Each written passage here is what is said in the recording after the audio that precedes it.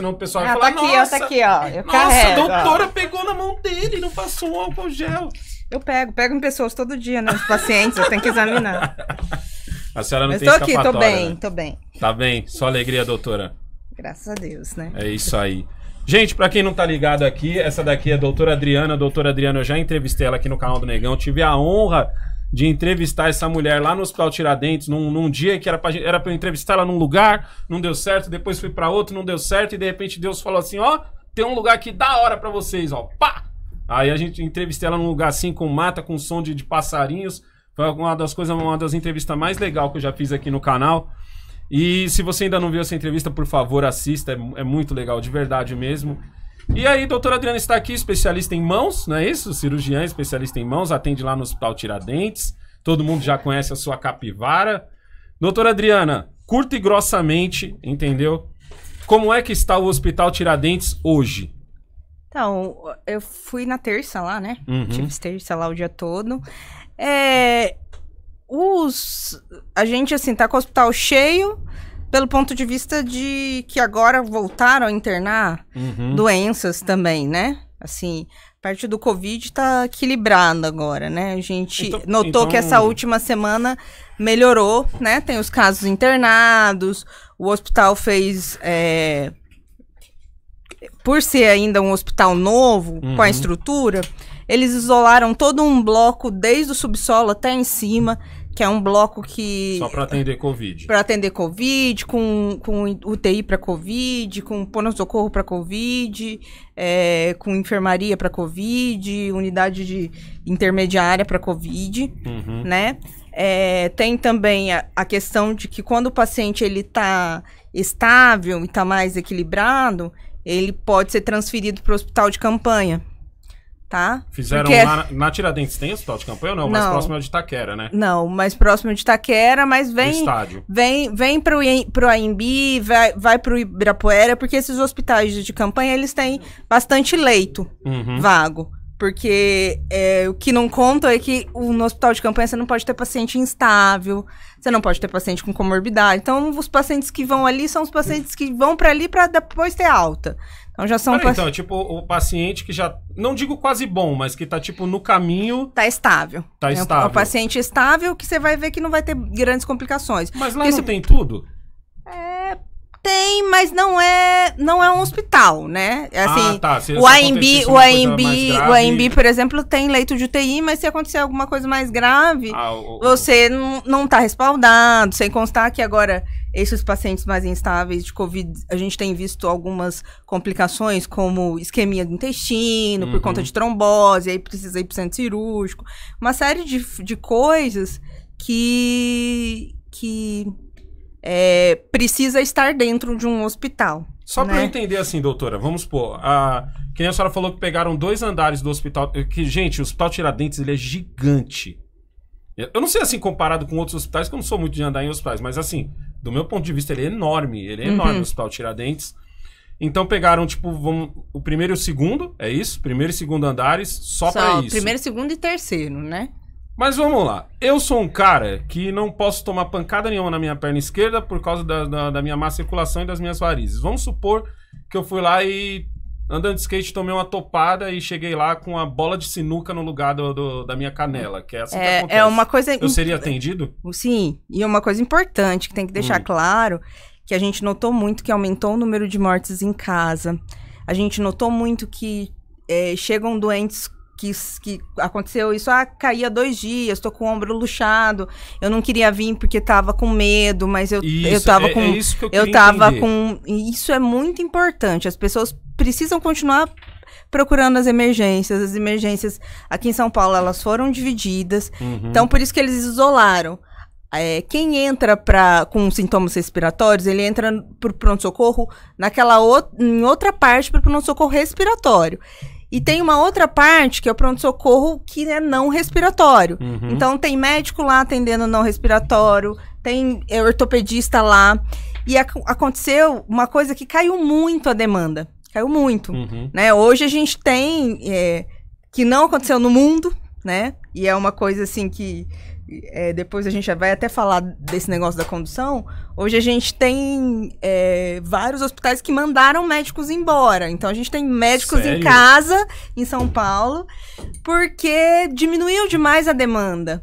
E aí o hospital com leito vazio, ele não consegue manter. Tipo, sobrando. Não, mas o hospital não consegue manter, porque é super caro manter um leito. Por exemplo, o Hospital Tiradentes, ele é administrado pela o Santa Marcelina, né? Elas até lançaram uma campanha que depois, quem puder ajudar com qualquer coisa, campanha chama Convida 20, né? Covid-19, né? A gente brinca que a gente quer celebrar a vida, né? Eles já tiveram mais de 1.000 pacientes que tiveram alta, né?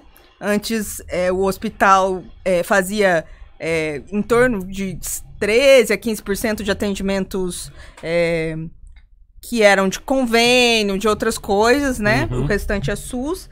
Mas isso, como não tem mais eletivos, procedimentos de alta complexidade do SUS, que é o que paga a conta do hospital, foram todos cancelados. O hospital está com dificuldade. Inclusive, também, gente, uma coisa que tá muito crítica é a questão dos bancos de sangue. A gente está trabalhando na reserva, porque como as pessoas estão em casa, ninguém mais vai doar sangue. Então, quem é doador de sangue, procura um banco de sangue. Tem todo um aparato de cuidado, entendeu? Porque a gente continua tendo acidente. Recentemente teve 2 inscritos, foi bom a senhora ter falado nisso. Recentemente teve 2 inscritos que bateram aqui e tal, que eles vieram do interior para doar sangue para um amigo que tava, acho que aqui no Hospital das Clínicas, se eu não me engano. E aí eles passaram aqui, eles até falaram, não, negão, a gente fez tipo uma campanha e tal, porque o pessoal não tá doando sangue. Não tá doando sangue. Não tá doando... Então é importante dizer que as outras coisas continuam. Então bateu, caiu e tal, vai, porque tem pronto-socorro da ortopedia. O pessoal da ortopedia, a gente continua operando o tempo todo, né? Agora começou a temporada de pipa. Por favor, não use linha chilena, né? Chilena. Que começou a internar a molecada com corte na mão, na perna, por conta de linha chilena. Daqui a pouco os motoboys. Os motoboys nunca pararam, né? Porque quando não tem trânsito, eles batem na árvore. Né? Eles não contam. Então, assim, continua atendendo. Agora com o frio, começa a esfriar. Então, assim, as doenças cardiovasculares, infarto, que são coisas que eram sempre tratadas, que antes as pessoas sentiam formigamento na mão, ia pro posto. Aí agora eles não vão, ficam. Então, por isso que cresceu o número de óbito em casa. Então, se sentiu alguma coisa, é importante que continue indo no hospital. Você teve aqui há 3 meses, se eu não me engano. Você veio logo no começo, acho que assim, tipo, a escola do Jamal parou, eu te convidei. Aí eu lembro que falou muito sobre o negócio das máscaras. A senhora deu exemplo do pessoal da China, o pessoal asiático que já usa de natureza. E eu acho que agora vai virar um costume ocidental, porque tem máscara de sorriso, tem máscara da Oakley, tem máscara de tudo quanto é marca agora, entendeu? O que a senhora acha que mudou na visão da senhora como médica? Então, assim, eu acho que eu sinto um pouco de decepção pelo como a coisa foi conduzida. A gente, assim, principalmente São Paulo tinha tudo para dar certo. E aí algumas coisas que aquecem o coração. Ontem eu tava lendo uma reportagem de Florianópolis, né? Santa Catarina. E Santa Catarina fez tudo aquilo descrito que a gente descreveu. Seguraram um pouco, arrumaram o sistema, testaram em massa, né? E Florianópolis ontem já estava 30 dias sem ter uma morte. Eu não sei se você lembra quando eles abriram o comércio, que o governador de Santa Catarina foi o primeiro que abriu o shopping e todos os jornais começaram a mostrar, a criticar, a falar um monte de coisa, não sei o quê. Mas eles fizeram uma campanha local de educação muito grande com as pessoas. Eles testam você em todos os lugares onde vai. Você recebe você recebe o resultado do exame em casa pelo aplicativo. Se você mora com alguma pessoa e deu positivo e você não tem para onde ir, eles isolaram essas pessoas, fizeram alguns abrigos para essas pessoas ficarem isoladas. E isso acaba que eles estão funcionando, transporte público com 40%, controlando 40% das pessoas dentro, né? Que foi uma outra coisa que fizeram aqui em São Paulo, e a gente agora vai começar a colher os frutos, já tá colhendo os frutos daquele rodízio louco. Já. E aí, e que como ninguém percebeu, né, porque assim, tem uma escala de contaminação de locais. Transporte público só perde pra hospital. Né? Enquanto carro particular perde só você ficar em casa e não sair de jeito nenhum. Eu cheguei a filmar, que eu ainda falei pro pessoal assim, eu falei, gente, não tá cheio do jeito normal, que é tipo um encostando no outro. Quando um encosta no outro, significa que tá muito cheio. Então não tem tipo... Sim, e aí é aquela coisa assim, elas não conseguem toda hora que para o trem fazer a limpeza que precisa, exatamente, correta, enfim. Então, assim, o transporte público é um problema, tem que funcionar com menos mesmo. Agora eles já estão, inclusive falaram que daqui a pouco eles vão poder aumentar mais. E São Paulo, assim, tinha tudo para dar certo, né? Porque a gente tem, inclusive, eles podiam ter contratado leitos privados, porque os leitos privados, eles são ociosos, porque parou de ter procedimento eletivo e tudo. Então, assim... tem equipe que foi demitido. O Círio mesmo publicou que ele reduziu o salário de vários profissionais. Mas isso é uma coisa que eu não consegui entender desde o começo. Por que pararam? Tipo assim, o camarada tinha uma cirurgia, sei lá, aí... Foi bem... por decisão das pessoas, as pessoas ficaram com medo. Na verdade, assim, alguns convênios privados suspenderam mesmo, porque a INS suspendeu, falou que não era para fazer de jeito nenhum. E aí, assim, alguns pacientes, você conversava, aí fica aquela coisa assim, mas você tem que dar um termo, e aí fica uma briga jurídica, mas só o termo não resolve, enfim, tudo. Nas cirurgias minhas que eu fiz, eu conversava com as pessoas, se não tinham comorbidades, a gente combinava que ia conversar com o acompanhante ia vir e que ele ia embora no mesmo dia. Como eu faço cirurgia da mão, eles podem ir embora no mesmo dia, não ficam internados e aquela série de coisas. Só que assim, se eu tenho leito ocioso e ainda você vê a qualidade, né, tipo de atendimento, é muito mais barato você contratar um leito privado que está ocioso do que construir um hospital de campanha, que não vai ficar, entendeu? Então, você ajuda o cara a manter a equipe dele, a não demitir, e aí você ajuda a população a ter um atendimento melhor, e aí tava tudo resolvido, tá? E é uma coisa que, infelizmente, não aconteceu em São Paulo. As coisas não dialogam, você vê aí prefeituras que estavam tudo muito pronto para abrir. Eu conheço porque... fiz residência em São José dos Campos, meu irmão mora lá e a gente fica conversando.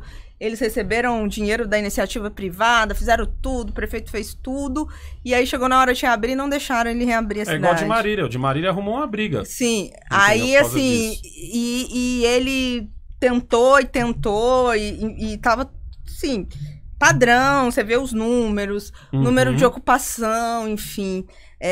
Minas Gerais, que era um estado que eu achava que ia sofrer muito como tá delapidado o estado, como, assim, mas foi uma coisa que eles investiram na educação do povo, né, e realmente, assim, algumas pessoas estavam procurando, tem subnotificação, eles não estão notificando as mortes, mas realmente os hospitais estão vazios, conversando com alguns colegas, enfim, vendo os números da minha cidade, das cidades vizinhas, eles conseguiram fazer um processo de educação e de diálogo e também tem poucas, porque é o segundo estado mais populoso, tem poucas mortes a partir disso. Então, eu acho que o que aconteceu é que muita gente sem critério e sem... resolveu brigar, né? A Cleide estava até dando a notícia daquele outro médico, mas geralmente esses médicos que estão envolvidos na administração pública já não são médicos há muito tempo, né? São só gestores. E aí, como sempre tem essa parte ruim da classe, né? Você vê em toda a classe. Você vê que até o próprio comitê daqui de contingência de São Paulo se desfez, né? Os grandes nomes que estavam lá, o Davi Yupp, o pessoal já deu uma afastada, né? Tem o secretário que é atual, que é médico também, mas ele também já está envolvido em administração há muito tempo, muito mais na parte de gestor do que na parte de assistência. O Ministério da Saúde também se perdeu, né? Os médicos que também começaram muito na parte de assistência. Aí você começa com o Ministério Público, que quer influenciar na prescrição. Você tem o juiz, uma série de coisas que, assim, se deixasse a gente trabalhar... É o bom e velho, deixa a gente quieto. Deixa a gente trabalhar. Deixa a gente Só quieto, deixa a gente resolve. A medicação lá na farmácia, que a gente conversa com o paciente. E se achar que tem que prescrever, prescreve. Se não tem... Eu acho que, assim, e foi o que o próprio Conselho Federal de Medicina falou e colocou. Aí eles falaram, a própria Associação Médica Brasileira falaram, a prescrição está na mão do médico. Acho que ninguém mais tem que influenciar.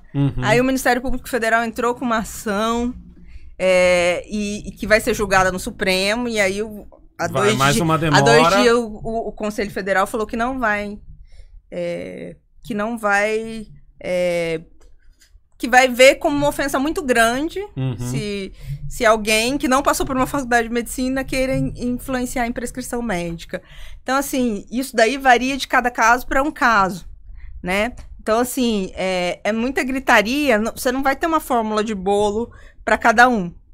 Entendeu? Exatamente. Você vai chegar, mas eu tenho alguns problemas de saúde, hipertensão, meu coração já é mais acelerado que o outro. Então, você não pode tomar tal medicação. A gente vai fazer tal coisa. O mais importante é que tem uma série de medicações e de medidas que podem fazer, tá? No início foi um pouco complexo, mas eu acho que agora eles já entenderam, né? Principalmente a rede privada de São Paulo que forneceu, que foi a primeira que recebeu muito paciente, agora já forneceu muita informação para tudo isso. E você vê, assim, que o índice de mortalidade na rede privada é muito menor do que na rede pública. Aí uma colega esses dias brincou que eu vi uma postagem dela dizendo, enquanto os hospitais particulares tratam o Covid, os públicos aguardam ciência. Então, assim, eu acho que passou-se dos limites. Porque eu vivi, quando ainda era residente, a pandemia do H1N1. Era o que eu já ia perguntar pra senhora. Tipo, era o meu primeiro ano pós-formada. E como não teve muito esse negócio, no início a gente demorou pra pegar um pouquinho da mão. Até porque a gente não foi tanta aquela velocidade de informação, né? Então, assim, eu lembro da primeira paciente que eu entubei com H1N1 e a gente não sabia muito o que era, depois que veio positivo, enfim, não tinha nada de máscara ainda, N95, essas coisas de paramentação que a gente sabe que é muito importante, né? Vide a Coreia do Sul, que não perdeu nenhum profissional de saúde, e eles têm vídeos ensinando paramentação, enfim.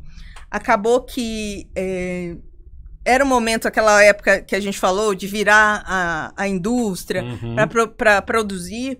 Hoje em dia, eu já comprei esses dias para mim mesmo máscaras que estão produzindo aqui no interior de São Paulo, Rio Claro, Salto, uma série de lugares que eram indústrias que faziam filtros para carro, não sei o que, e eles fizeram máscara N95, que é de uma qualidade muito acima do que a gente compra da China.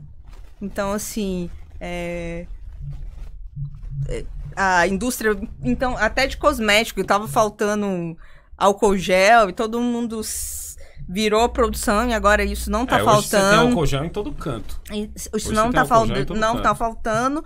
Então, acho que o que não aconteceu, acho que são aquelas metas de educação da população, né? De um não ficar brigando com o outro, porque eu até tinha citado a Palestina lá, né? A faixa de Gaza, a Palestina com Israel, e os caras pararam de brigar porque não era o momento. A senhora acha que o que aconteceu foi uma espécie de quem vai ser o herói do Covid? Porque foi isso que pareceu. De um lado a gente tinha o Bolsonaro dizendo assim... Porque o Bolsonaro pensou... Pra mim, ele pensou mais no óbvio. Do tipo assim, ó, gente, a gente... Tanto que depois da entrevista da senhora, que eu fiz com a senhora, eu meio que fiquei mais ainda do lado dele, porque parecia que a gente tinha se combinado. Porque a senhora falou muito, ó, a gente precisa de máscara, a gente precisa de teste, e a gente precisa fazer um aparato para se preparar. Que seria tipo hospital de campanha, ou sei lá, no próprio hospital Tiradentes dividir. Primeiro e segundo andar vai ser só Covid, todo mundo pronto, beleza. E no caso, o que a gente viu depois foi tipo o contrário. Ah, vamos imitar a Europa, vamos imitar a Inglaterra, vamos imitar... Só que você pegar, tipo, imitar a França, por exemplo. Eu não lembro direito, eu tô pegando um exemplo da França. Você pegar a França, que é desse tamanho, e colocar a França para Brasil... É muito errado, mano. Mas eu acho que a briga foi, tipo, quem vai ser o herói então, e assim, a gente podia ter se espelhado nos outros exemplos, né? Que foi aquela coisa que a gente falou. A gente precisava achatar a curva, segurar pra poder preparar. Mas ninguém falou que era pra ficar fechado sem plano de abrir. Isso. A Angela Merkel, ela deu uma entrevista 1 semana e meia, umas 2 semanas, depois eu vou te mandar. Ela fala isso, que quando eles reabriram a Alemanha, eles voltaram a subir e o pessoal queria que fechasse de novo. E ela falou que não existia nenhuma possibilidade de fazer isso. Talvez ela não tinha certeza se o plano de fechar, porque o que ela viu é que a gente vai ter que conviver com o vírus. A senhora disse isso aqui. Então, a gente precisa adequar para conviver com o vírus. Eu acho que a gente usou muito o modelo europeu, porque a gente se inspira muito. E pouco se falou nos asiáticos. Que deram um show. Exatamente. Que deram um show. E assim, você vê que o Japão, por exemplo, é uma sociedade que ela é muito mais populosa, né? Tóquio. Tóquio não continuou indo aos pouquinhos, mas continuou seguindo. Que foi a mesma coisa que a Coreia fez. Aí as pessoas falam, mas... A gente não tem educação pra isso. Educação a gente faz. O trem hoje ninguém tá sem máscara. Você fala pra ele assim, a gente precisa, tá? É uma questão assim, o Brasil não é um país rico, muito pelo contrário, é pobre. Você vê que a pandemia, ela afetou todo mundo, né? Tipo, de todas as classes sociais. Todo mundo teve uma diminuição importante de renda. E teve que continuar mantendo os seus... as pessoas que trabalham com você. E tá todo mundo apagando fogo. Se você não é funcionário público de alto escalão, se você não não tá nessas outras coisas, que você pode ficar em casa trabalhando, que não diminuem o seu emprego, seu salário... E você ainda que tá fazendo um home office em casa, tá preocupado. Porque você sabe, nossa, como será que vai ficar a saúde financeira da minha empresa, né? Porque será que vai continuar da mesma forma? Não vai, né? Porque a pesquisa foi 7 em cada 10 pessoas. 7 em cada 10 brasileiros foram afetados. Aí você fala 70% da população, né? Então, é complexo dessa forma que a gente entende que ninguém quer perder vida, né? Mas o Brasil ainda é um país onde se morre muito. Se morre muito de uma série de coisas, né? Então, é uma outra coisa que a gente precisa também refletir. A minha preocupação de várias pessoas é que agora a gente vai ter que correr atrás de uma série de coisas, né? Por exemplo, lá no Hospital Tiradentes a gente fazia as eletivas de uma série de especialidades, que eram cirurgias eletivas, mas que as pessoas precisavam operar, e precisam, né? E aí agora você parou quase... Tipo, e era uma quantidade grande de cirurgias por dia, né? 20 a 30 cirurgias. Agora você fala assim, que você segurou isso todo dia, né? Nos hospitais públicos também...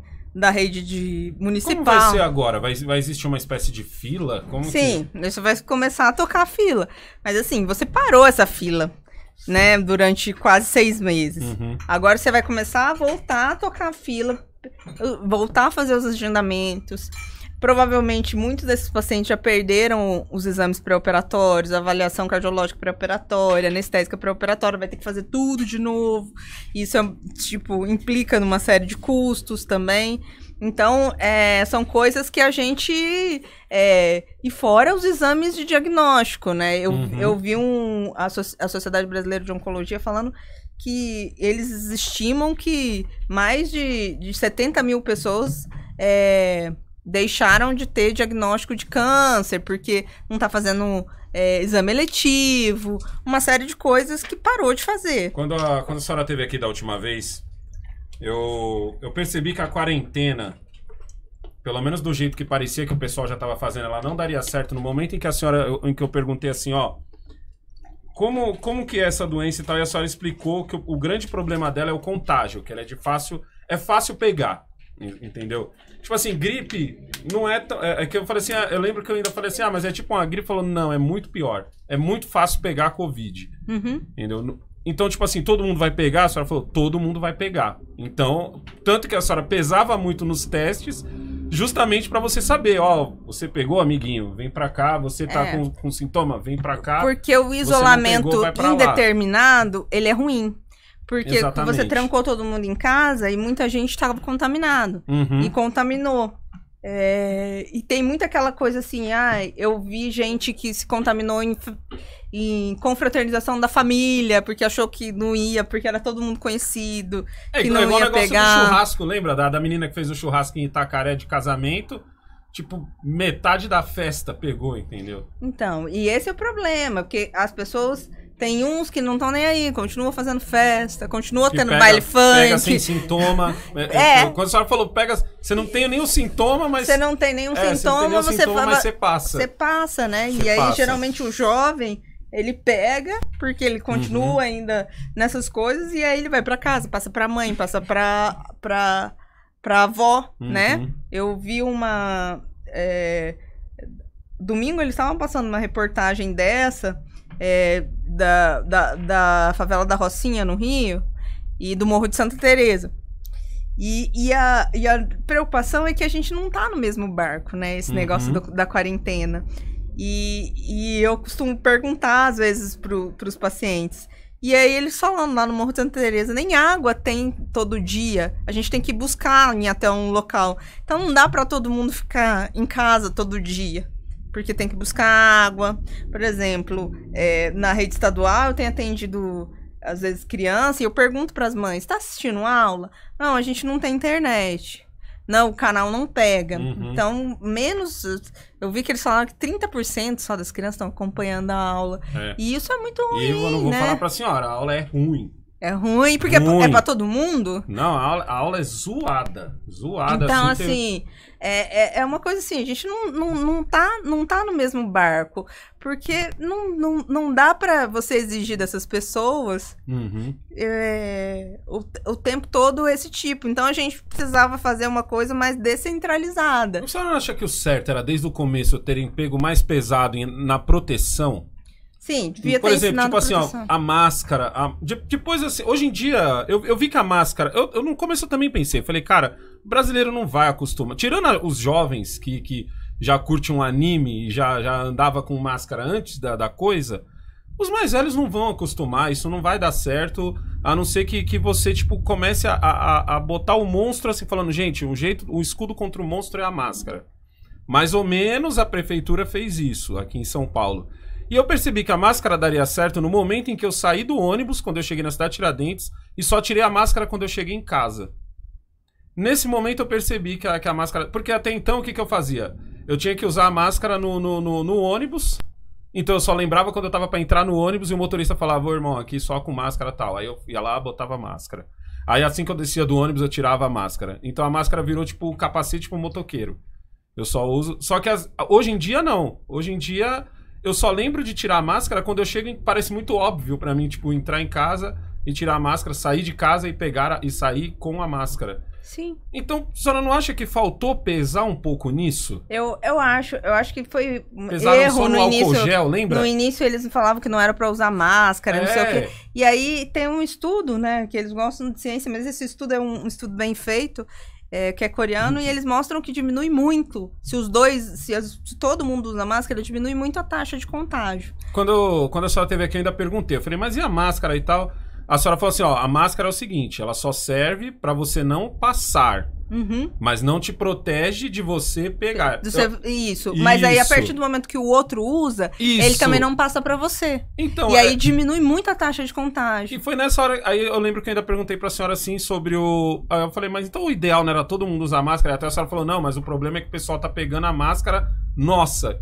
Que tipo a máscara do médico. Ninguém teve a sacada de falar assim, cara. Sei lá, tipo, um pano na boca com aquele negócio. E mandasse. Entendeu? Porque brasileiro é muito criativo. Isso. E empreendedor. Então, mandasse as indústrias e costureira mesmo. Começassem a fazer e a produzir as máscaras e depois. Mas no começo a máscara parecia um bicho-papão pros governantes. Aí depois ela. Vai entrar todo mundo em pânico, não é? Então, mas eu acho que assim, todo mundo tem que entender a razão do problema, né? Nós temos aí um problemão que vai nos causar, né? Já num país que já não vinha bem das pernas na economia e agora a gente já tinha muito desempregado e a gente ainda aumentou mais o número de desempregado. E aquela coisa que a gente já tinha falado, a gente não separa economia de vida, né? Agora, a partir do momento que as pessoas começam a ficar desempregadas, elas perdem um convênio que tem da empresa, e aí vão para o sistema público, sobrecarrega ainda mais um sistema que já é sobrecarregado, né? Então, eu acho que a partir de agora precisa se pensar outros tipos de política, pensar uma outra forma de financiamento do próprio SUS, que hoje ele é muito atrelado ao que vem, com o dinheiro que vem da Previdência, né? Que é único, mas existia assim. Problema que se fala, algumas pessoas às vezes têm alguns insights. Eu lembro que o Paulo Guedes chegou a falar disso num determinado momento, de ter várias fontes de financiamento para o SUS, inclusive de iniciativa privada, mas depois parou-se de falar, né? Porque às vezes o que falam no Brasil é que eles não mantêm muito foco, né? A gente precisava ter o foco, a gente tá aqui e tem um problema. Como que a gente vai sair disso aqui? Não. Aí eu acho que o grande problema do lá Brasil... em Brasília o povo grita, não sei onde o povo grita, lá não sei onde o povo grita, não sei onde o povo grita, enfim. E aí você vê que era melhor não ter, de repente, não ter governo, cria um grupão de WhatsApp e fala, olha, tem tanto de dinheiro, vamos investir aqui, vamos investir aqui, vamos investir aqui. Porque assim, todo mundo não tem foco, né? A gente não teve foco pra focar nisso. Entendeu? E tanto que, de repente, parece qualquer assunto que nem é nosso, que eu brinco que brasileiro é meio biscoiteiro, né? Pega o assunto lá do outro lado, e aí começa a fazer uma outra coisa. Aí esqueceram o Covid. Nossa, aí eu já falo assim, gente, olha esse tanto de gente aglomerada aí, pelo amor de Deus, que a gente tá na vigência de uma pandemia, não é pra aglomerar, né, gente? É muito importante, não é pra aglomerar. Um problema dos caras lá nos Estados Unidos e de repente... Eu acho que o grande problema do Brasil é que, tipo assim, tudo vira arma política. A gente não pode... Eu lembro que no começo, quando eu trouxe a senhora me deu um ótimo argumento, porque o pessoal... Que eu falei assim, mas o certo não era todo mundo usar máscara? A senhora falou assim, não, peraí, mas o pessoal tá pegando as máscaras, tá faltando máscara pros médicos. É a última galera que pode ficar sem máscara, são justamente os médicos, porque eles podem pegar e eles podem passar porque estão no contato direto com o pessoal. Mas a OMS disse agora que não era pra usar máscara. Depois a OMS disse que era pra usar máscara. É um problema, né? Entendeu? Esse é um problema. Esse é outro problema, né? Eu acho que depois que a gente veio aqui... eu não sei se você acompanhou, que evoluiu muito essa história da OMS com a China. E aí eles vão ter um problemão para explicar tudo isso depois. Eu acredito que até as nações neutras, que eram dadas como neutras, Suécia, Suíça... Já vão começar a cobrar também. Já começaram. Que quem começa é sempre os grandões, né? O Trump acabou de começar a cobrar. Isso. O próprio Japão falou que quem é que vai pagar o prejuízo do Japão, mas assim... você viu a Alemanha tem cobrado muito os jornais, né? A Austrália, enfim, tem cobrado bastante, a China, inclusive, que a gente descobriu coisas que eram muito mais graves, né? Por exemplo, a troca de e-mails que Taiwan fez com a OMS, isso foi em dezembro. que eles estavam notando uma movimentação anormal nos pronto-socorros e como eles não têm relações com a China, eles não podiam perguntar para eles diretamente. Então eles queriam saber se estava acontecendo alguma coisa. 10 dias depois, a OMS responde: não, a gente falou com eles e tá tudo bem. Tá tranquilo. Alessandro, dá só uma mexida lá no microfone da doutora. Deu aquele mesmo probleminha que deu no meu no começo. De novo, mano? Eita, essa mesa aqui. Essa semana eu já vou matar de outra mesa. Vê lá, melhorou. Deixa eu só pegar aqui. O pessoal tá amando a entrevista. A gente não pode perder nenhum. Não, fala alguma coisa aí, doutora. Fica então, falando. Então, assim, a gente teve essa troca, viu que eles sequenciaram o vírus já em novembro. Então, assim, isso eles já têm enquanto que poderia ter sido. Não poderia ter tido medidas antes que não teria se espalhado. Isso a gente tem certo. Sabe que a OMS conversou com a China várias vezes, né? E aí existiu uma crítica na demora extrema para declarar que tinha uma epidemia, uma melhora extrema em declarar que era pandemia, né? E que era grave. Isso. E que quando era pandemia, né, a Fiocruz publicou o estudo lá, dizendo que provavelmente o primeiro caso não foi na quarta-feira de cinzas, e sim em janeiro, na última semana de janeiro. Nossa. Que o primeiro do carnaval. Então, talvez, se a gente não tivesse feito carnaval, eu acho que no início, pelas informações que vinham da China, e quando aquela gente conversou, a gente até tinha um certo... Falando, olha, se for assim, a gente vai conseguir controlar, porque a gente já viveu coisas assim, né? O próprio Dr. Drauzio Varela, ele fez um vídeo se desculpando, porque ele falou, eu também achei, entendeu? Pra gente, mas o que aconteceu foi uma omissão de informações. Acabou pegando o mundo ocidental completamente desprevenido, né? Que é o mundo livre. E aí a gente tem uma série de coisas que a gente não consegue fazer, como na China eles conseguem fazer, com as pessoas, né? Então, assim, a gente ainda vive no mundo livre, só que a gente ainda faz parte do mundo livre que não tem dinheiro, né? Porque o mundo lá de cima é um mundo livre com dinheiro. Eu não consigo acreditar no que muitas pessoas dizem, que esse foi um vírus tipo arma biológica. Não foi arma biológica, não. Mas só o fato deles estarem mais preparados do que a gente, pra tudo. Tudo é feito na China. Não, na verdade, assim, eu acho que o que aconteceu? Tem muita omissão de informação deles, né? A gente não pode acreditar nos dados.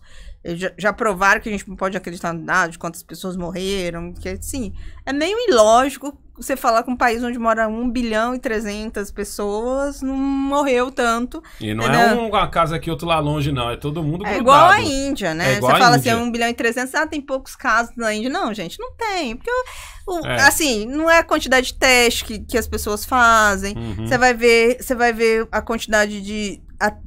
A técnica que usaram, por exemplo, aqui no Brasil, todo mundo que morre...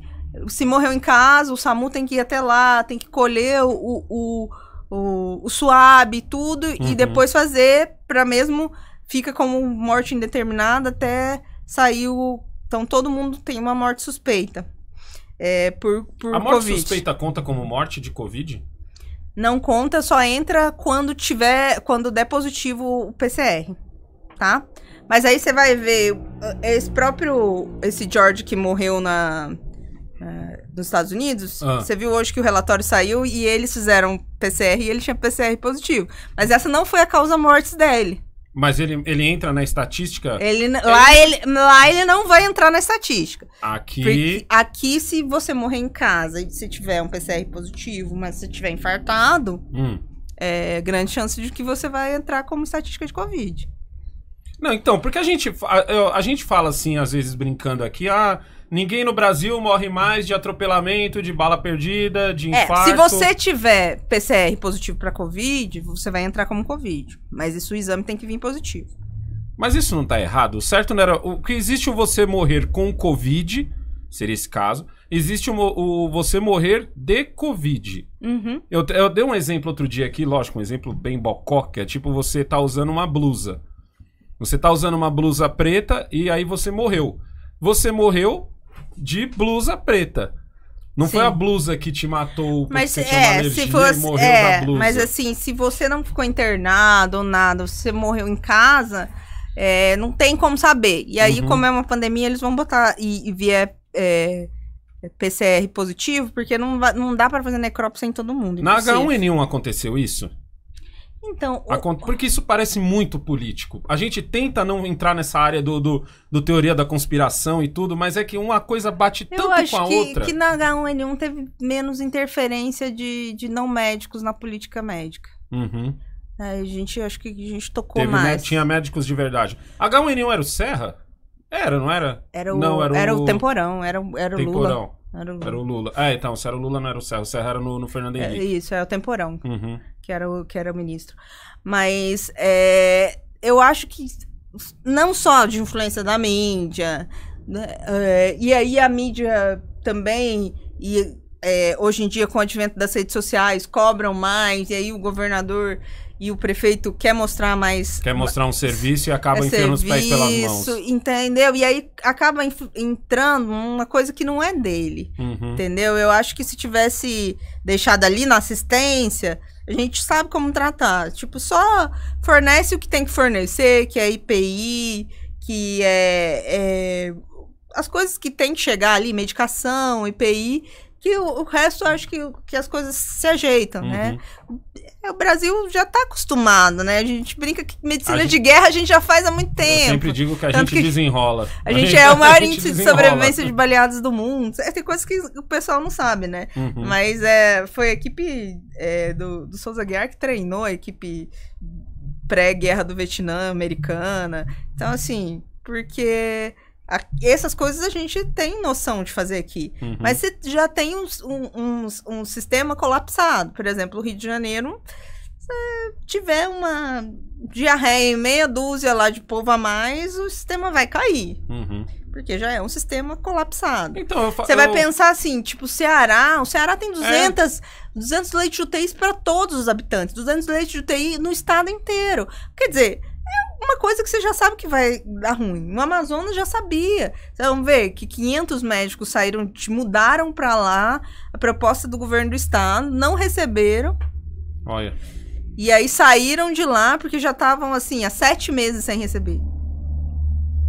E isso são coisas que ninguém cobra, né? Porque tem que cobrar do coisa. Aí ficam os governadores do Nordeste falando, que a gente vai trazer médico de fora. Não falta médico.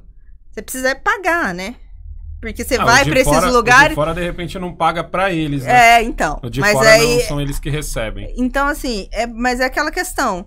Se você vai e faz um contrato, né? Essa discussão da interiorização do médico, isso daí não é porque ninguém quer ir, não. Porque você vai lá, faz um acordo verbal com o prefeito, e aí você chega lá, você recebe o primeiro mês, e os outros meses você não recebe mais. Né? Então, assim... E é confuso, porque você começa a ver que esse negócio de licitação é muito ruim, né? E agora nem precisa mais, porque decretam... Exato. Mas assim, você vê a quantidade de obra que tem em São Paulo parada na saúde. O próprio Emílio Ribas mesmo lá já tinha uma obra parada, atrasada já há quase 2 anos. Se tivesse pronta. Sim, um avião não cai por um erro só. É uma série de coisas que vem no acumulado.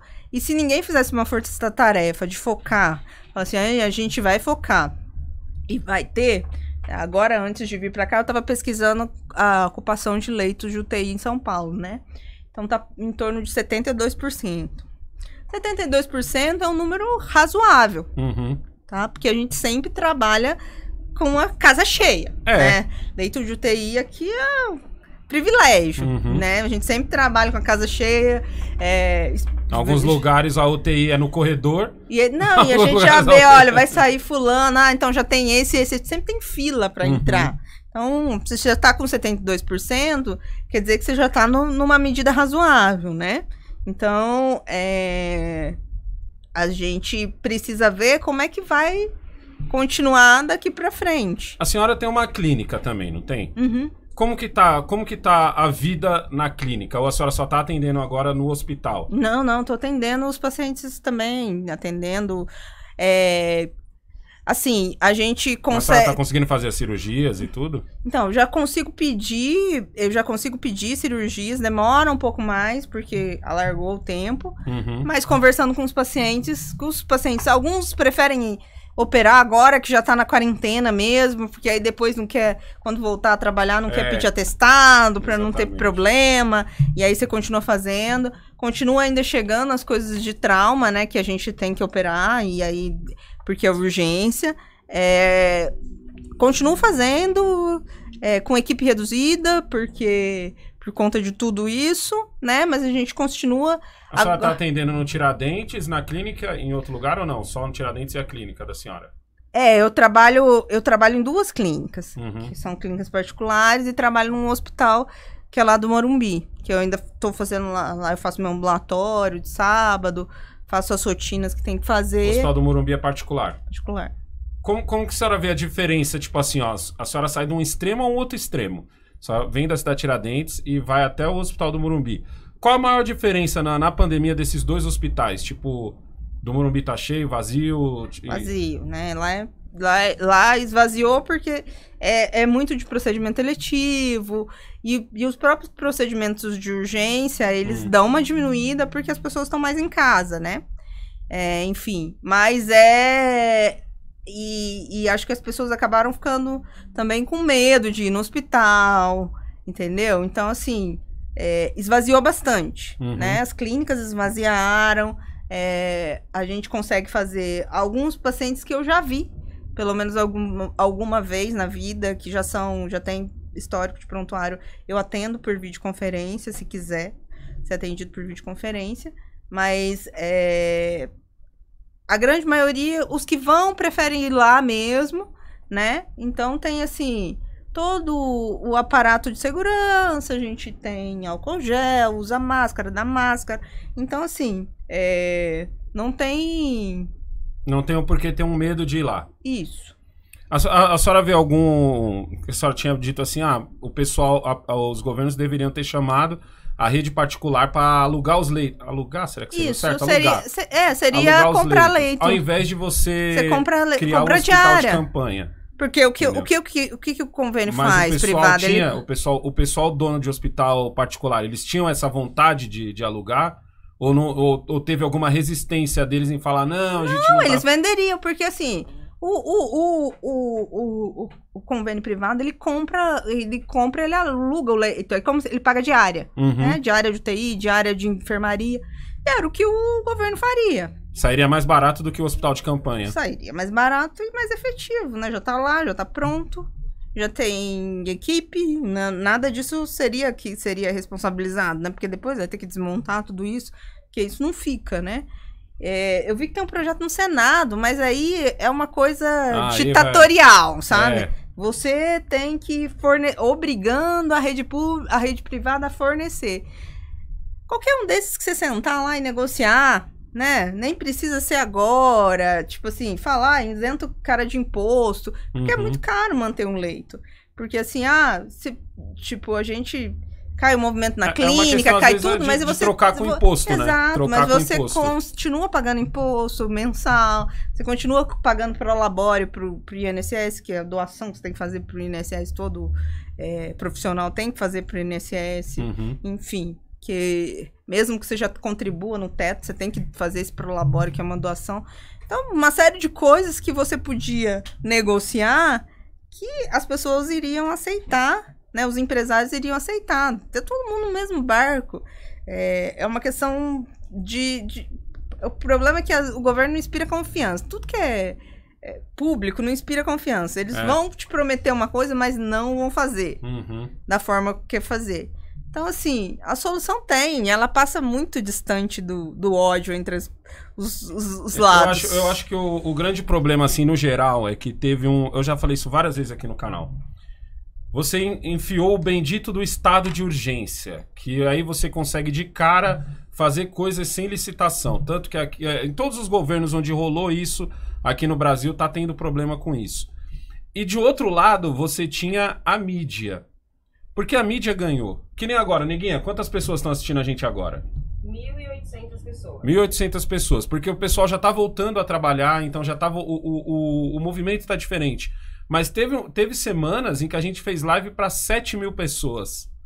Isso é incomum. Mesmo você, sei lá, trazendo uma celebridade ou qualquer coisa do tipo, isso é incomum. Significa que você tinha muita gente em casa.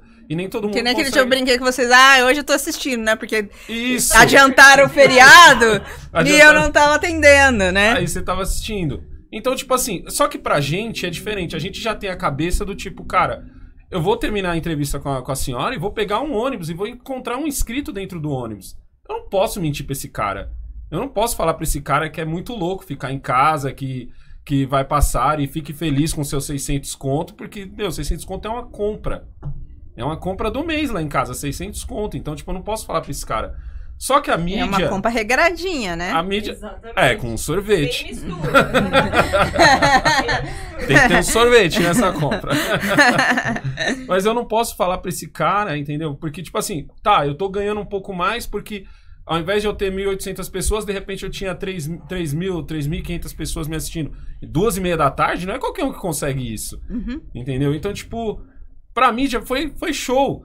Cara, agora a gente tem um monte de gente presa em casa, literalmente, em prisão domiciliar em casa, que tá assistindo a gente. Então vamos alimentar esse monstro com não saia de casa e não sei o quê. Como a senhora que é médica, que eu fico tentando me colocar no lugar da senhora. Eu tento me colocar no lugar do político. Precisamos de uma enchente, São Pedro, por favor, enchente. Precisamos de um desastre, precisamos agora de uma pandemia. Mas a senhora que é médica e vê que, tipo, pessoas, tipo, não estão ligando muito nem pra senhora, nem pro... Como a senhora vê Então, é porque, assim, isso não resolve o processo. E a gente tem que entender que as pessoas... isso não só depende, e a gente tá em barcos bem diferentes, né? Tem gente que precisa muito, tem gente que não precisa tanto. Eu acho que a educação de dizer, olha, você vai sair pra ir no necessário. Também não vai sair pra ficar passeando, não vai fazer churrasco, não vai jogar futebol, não vai ficar aglomerando a galera lá pra soltar pipa. Igual assim, faz... Se você tiver que trabalhar, você vai trabalhar com todas as precauções que precisa. E aí vai prestar atenção. Nessa hora a gente raciocina mais, né? Hoje em dia eu raciocino muito mais no que eu faço. Não faço mais nada automático, né? Eu tenho álcool gel no carro, na bolsa, em tudo quanto é lugar. Eu não... Se você tem que usar máscara, ver se tá tudo direitinho... Quando você vai ajeitar a máscara, lembrar que só pode pegar por cima ou por trás, não pode pôr a mão na frente. Então, assim, uma série de coisas que você tem que começar a fazer para poder falar assim, olha, eu vou fazer o necessário. É necessário trabalhar? É necessário trabalhar para vocês ganhar dinheiro. É necessário eu ir em tal loja? Não preciso disso agora. Então, eu não vou ficar saindo para ir na coisa, eu vou tentar ir menos possível no supermercado, então vou tentar fazer compra a cada 15 dias, né? Porque também não vai sair comprando tudo para armazenar tudo em casa que vai faltar na prateleira. Muita gente fez isso. Mas aí você vamos comprar o necessário, mas vamos tentar fazer uma compra inteligente para não precisar ficar indo no supermercado toda hora. E aí é de uma série de coisas, né? Provavelmente a gente vai ter que se acostumar, né?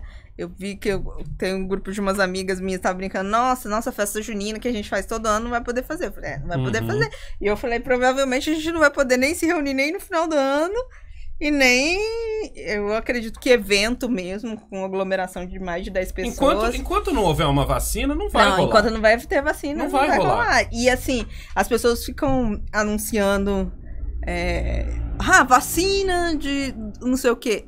Todas as vacinas que existem no mundo estão na fase 2. Então, assim, a gente precisa, para começar a fazer na população em grande escala, estar na fase 4. Isso não vai acontecer antes de 1 ano e meio.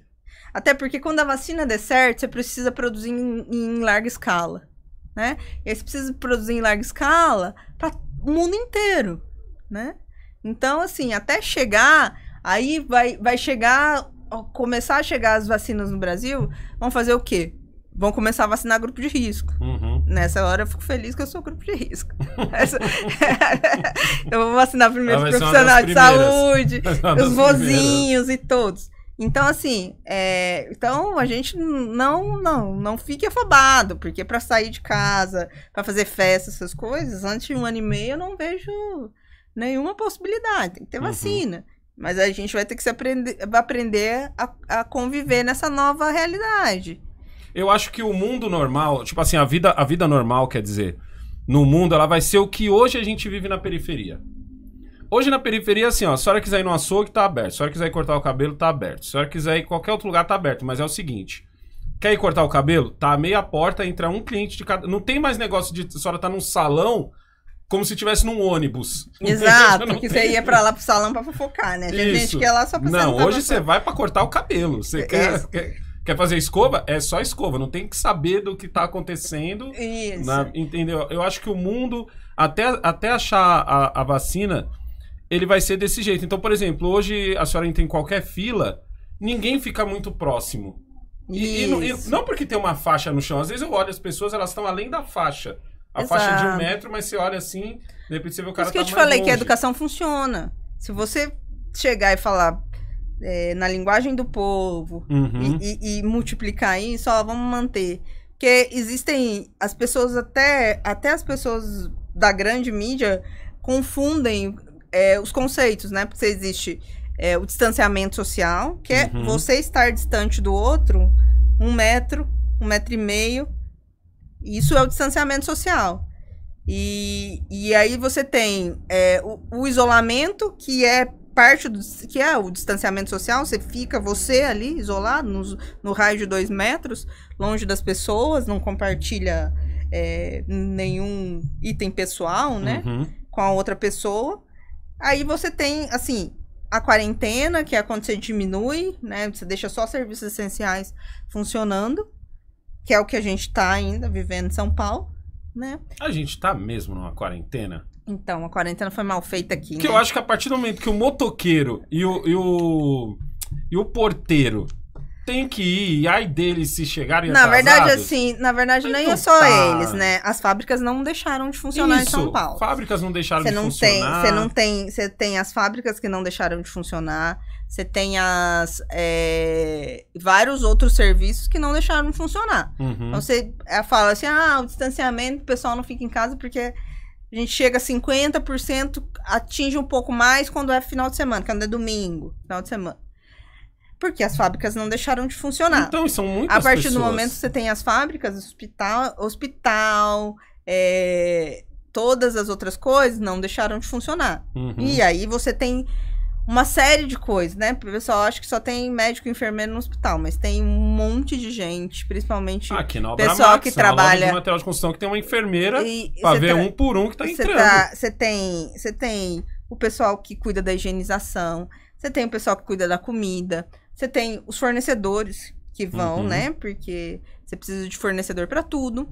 Você tem esse pessoal que continua funcionando. Você tem posto de gasolina que não fechou. Exatamente. Então você tem o pessoal lá que continua trabalhando.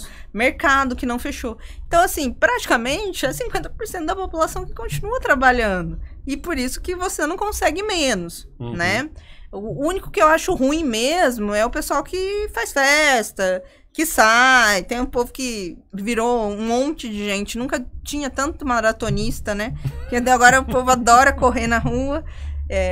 E correr, a gotícula vai mais longe, né? Então, exercício ao ar livre tem que manter 10 metros de distância. Foi bom a senhora ter falado isso. Porque, ó, uma semana depois que a senhora veio aqui, eu lembro que eu gravei um vídeo que eu fui andar de skate. A senhora veio aqui, ainda não tava em quarentena, ou tava começando. Eu acho que tava... Não, eles ainda acho que não tava. Então foi tipo uma semana. Foi muito rápido. Assim, uma semana depois começou a quarentena. E tipo assim, era engraçado que 1 mês antes o povo tava carnaval. 1 mês depois o povo já tava. Nossa, que não sei o quê. Aí eu fui andar de skate com o Jamal.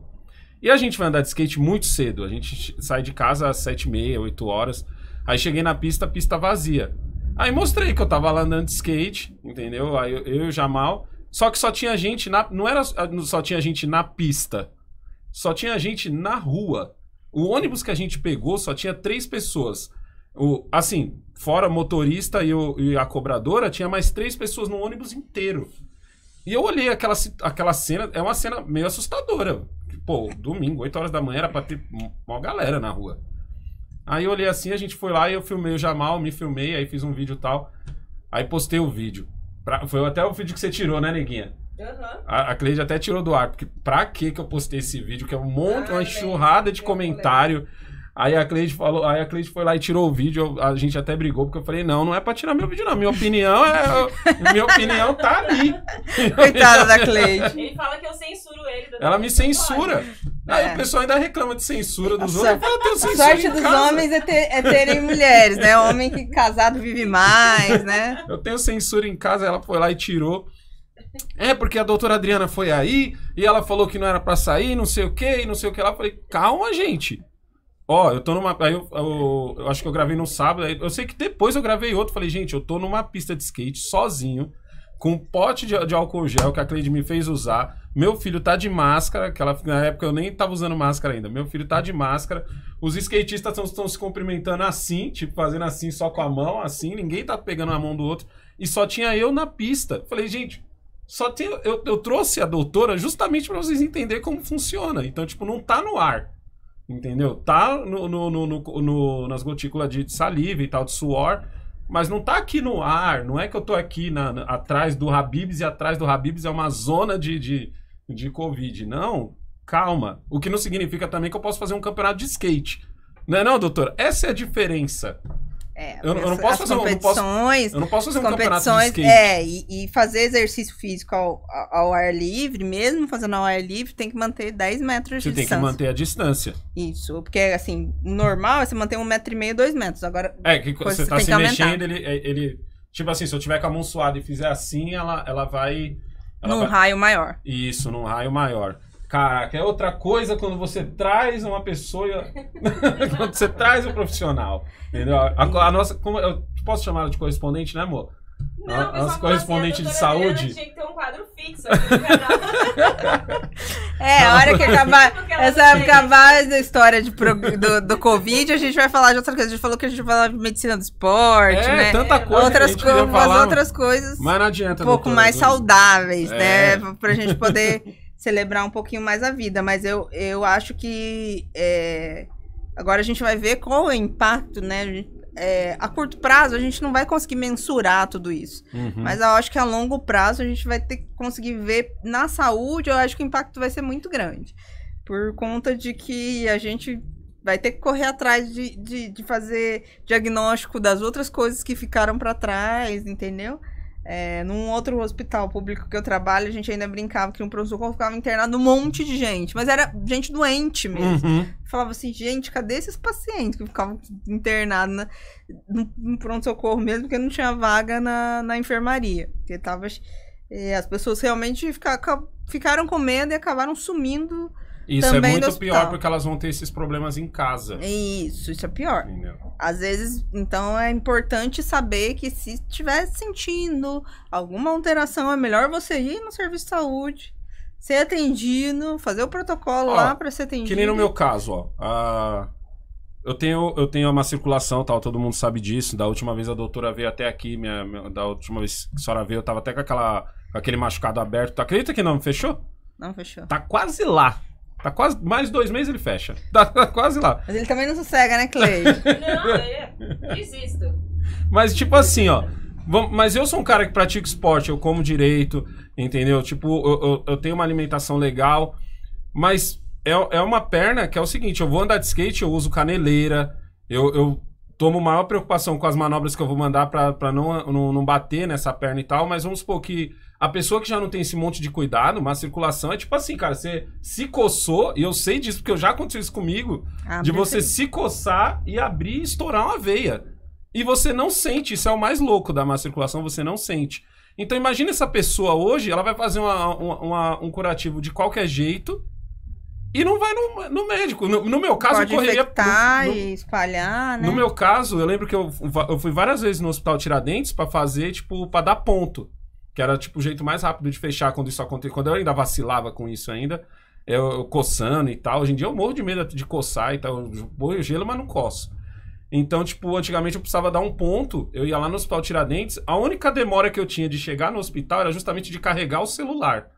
De eu poder ficar jogando enquanto a doutora não me chamava. Mas eu fico imaginando as pessoas hoje, que nem a senhora tá falando, que as pessoas estão morrendo em casa. Tipo assim, o cara vai ver a veia dele sangrando, ele vai fazer um curativo meia boca e...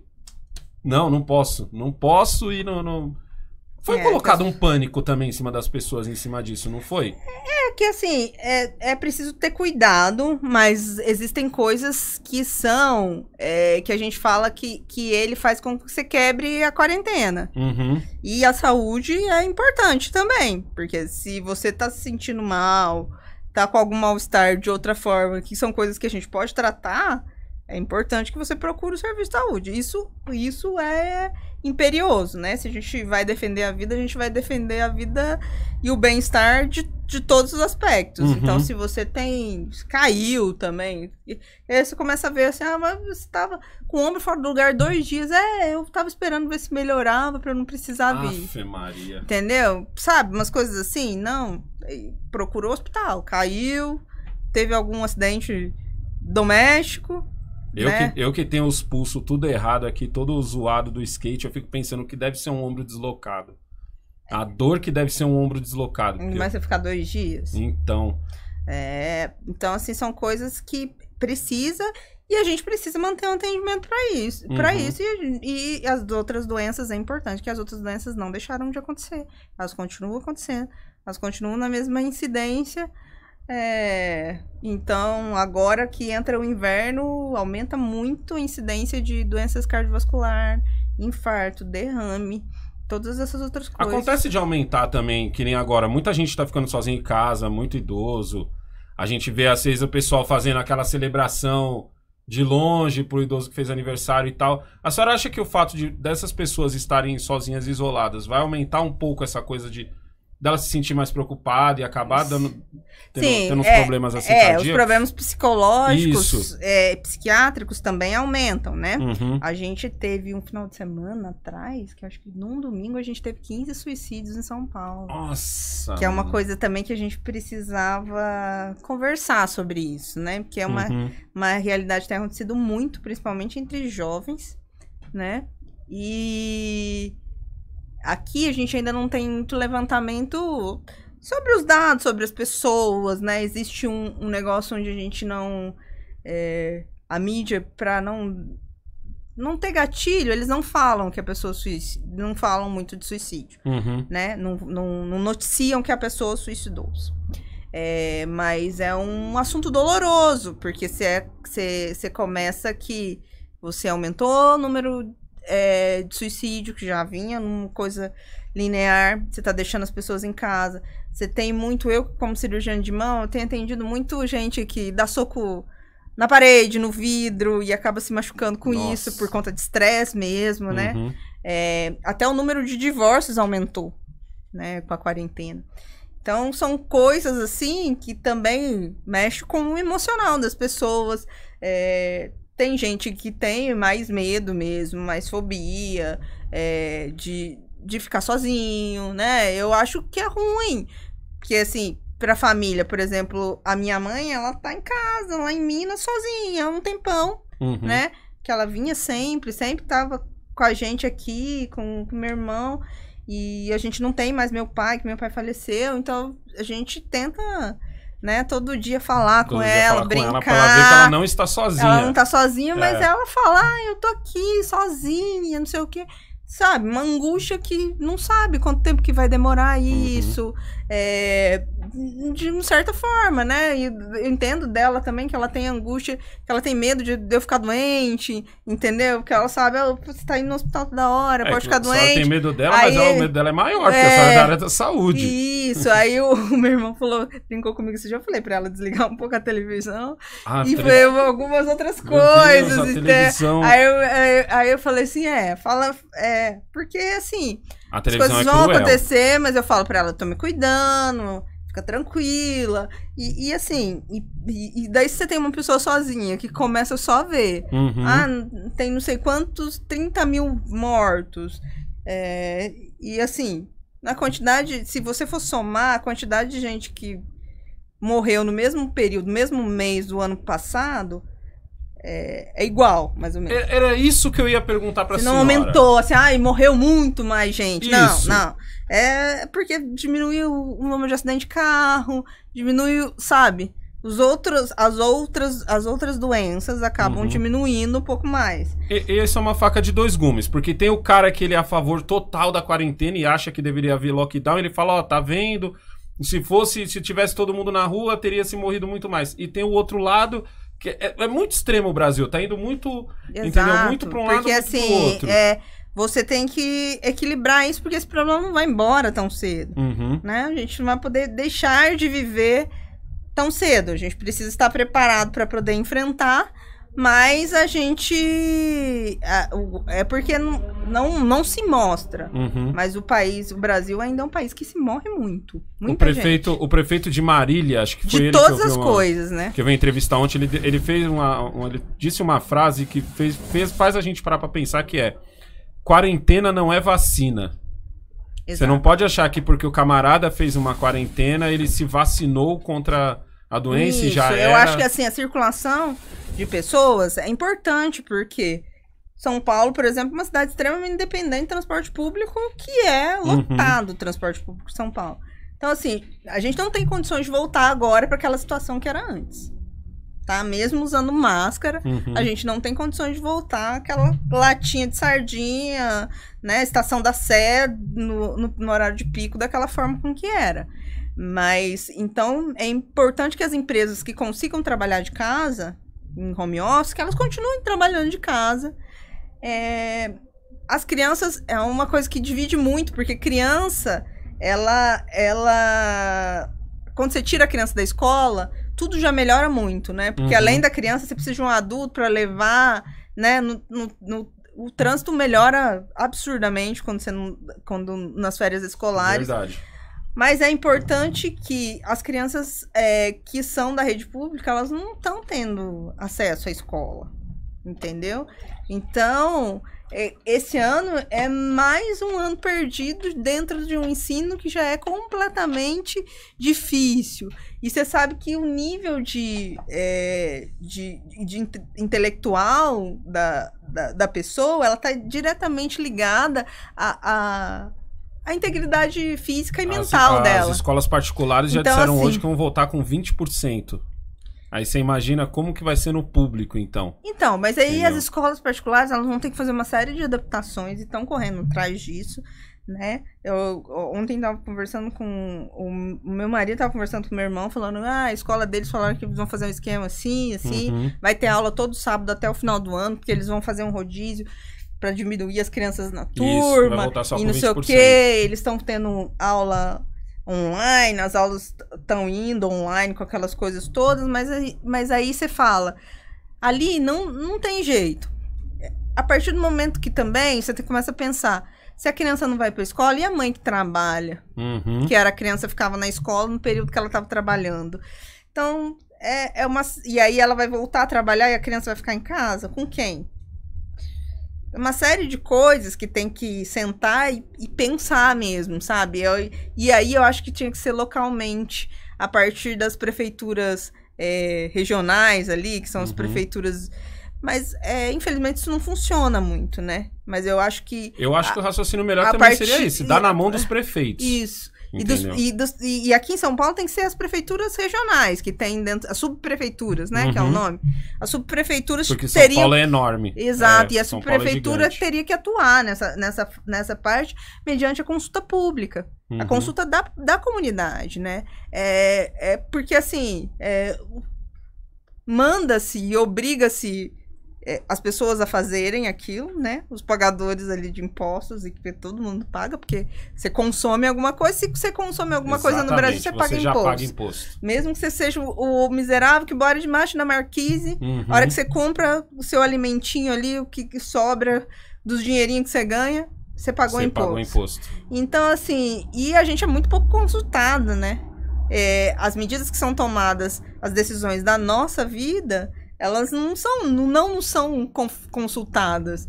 Isso tá bom pra você? Não, isso não tá bom pra mim. Eu não tenho como viver dessa forma. E ainda tenta padronizar, o que eu acho que é pior ainda. Padronizar, eu acho que é pior ainda. E aí você tenta padronizar num país que é continental, com dimensões continentais, que cada estado, e dentro do próprio estado, aqui em São Paulo, você tem cidades que sequer tiveram uma morte por Covid.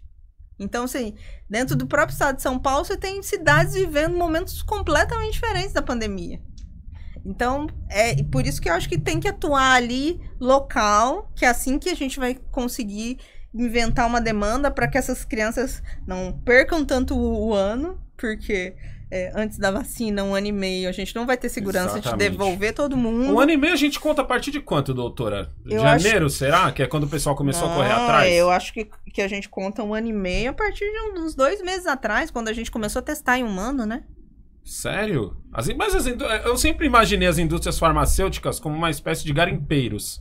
Tipo assim, apareceu uma doença, corre, vamos achar uma vacina, uma cura pra gente... Mas assim, uma coisa é remédio, outra coisa é vacina, né? Porque a vacina vai entrar como patrimônio da humanidade. Então quem desenvolver não vai ganhar tanto dinheiro. Porque tá morrendo gente, né? Não dá pra você falar assim, é um remédio pra tratar hipertensão, como tem outros, é um remédio pra tratar outras coisas. Então quando você descobre uma vacina, na verdade você... uma vacina, no caso... Você fez só um bem pra humanidade. Você vai fazer um bem pra humanidade. Claro que eles vão ganhar um certo dinheiro. Tem gente investindo nisso.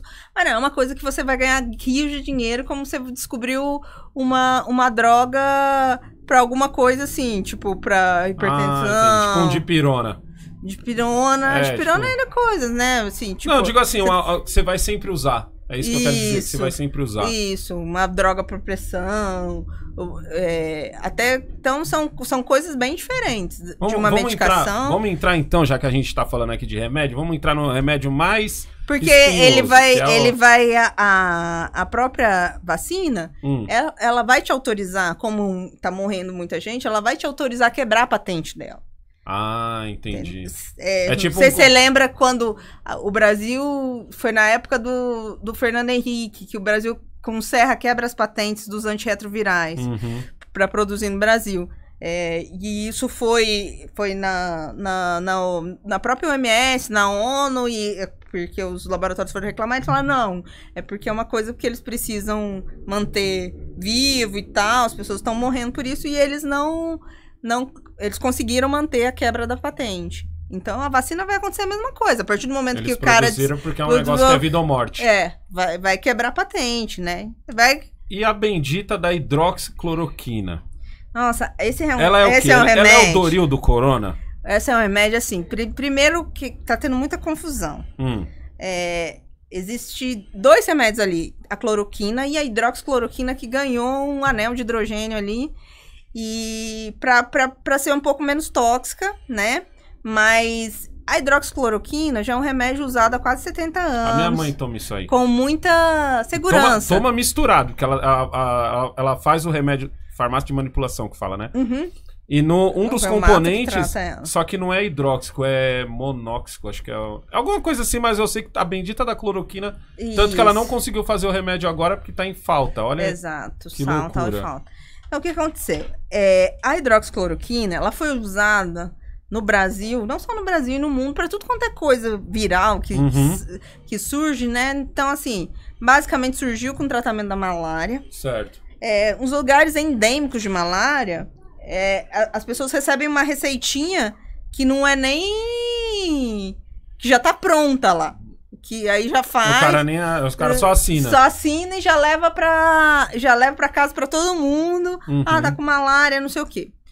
A hidroxicloroquina ela é usada principalmente nos pacientes reumatológicos, que têm algumas doenças autoimunes, que atacam as articulações. E aí ele é um remédio que é usado a longo prazo.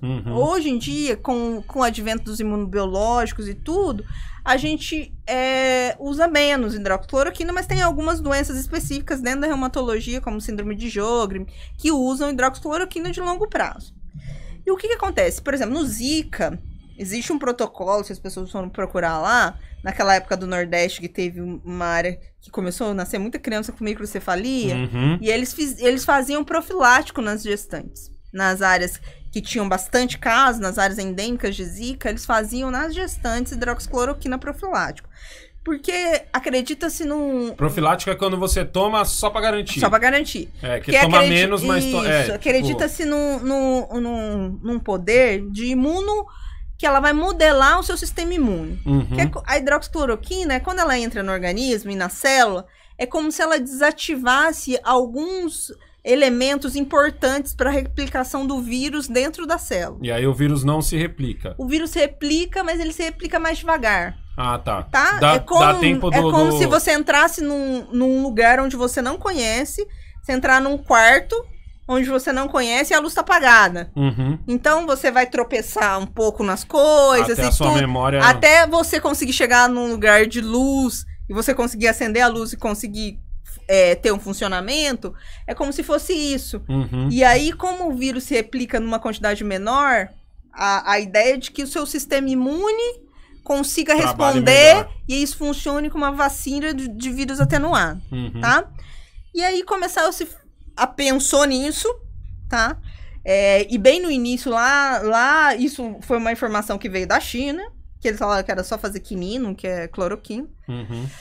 E aí, o Brasil, como já tem essa experiência de larga, né? Que a gente era de malária, até na febre amarela já usaram hidroxicloroquina, enfim. Eles falaram assim, vamos usar também aqui, mas não foi só no Brasil, tá? Esse negócio veio já lá da China falando isso, e tanto que todos os outros países começaram a fazer. E aí começaram a fazer nos pacientes graves, que já estavam entubados. E também não tinha muita escolha. Exato. E esses pacientes graves, a gente já sabe que eles já tinham uma lesão pulmonar estabelecida, eles já tinham uma lesão sistêmica e metabólica estabelecida, né? Como faz essa coagulação de vários grumos do sangue disseminado, uma forma de coisa que a gente já sabia que isso estava estabelecido. Então, é muito difícil você conseguir mudar o quadro nesse paciente.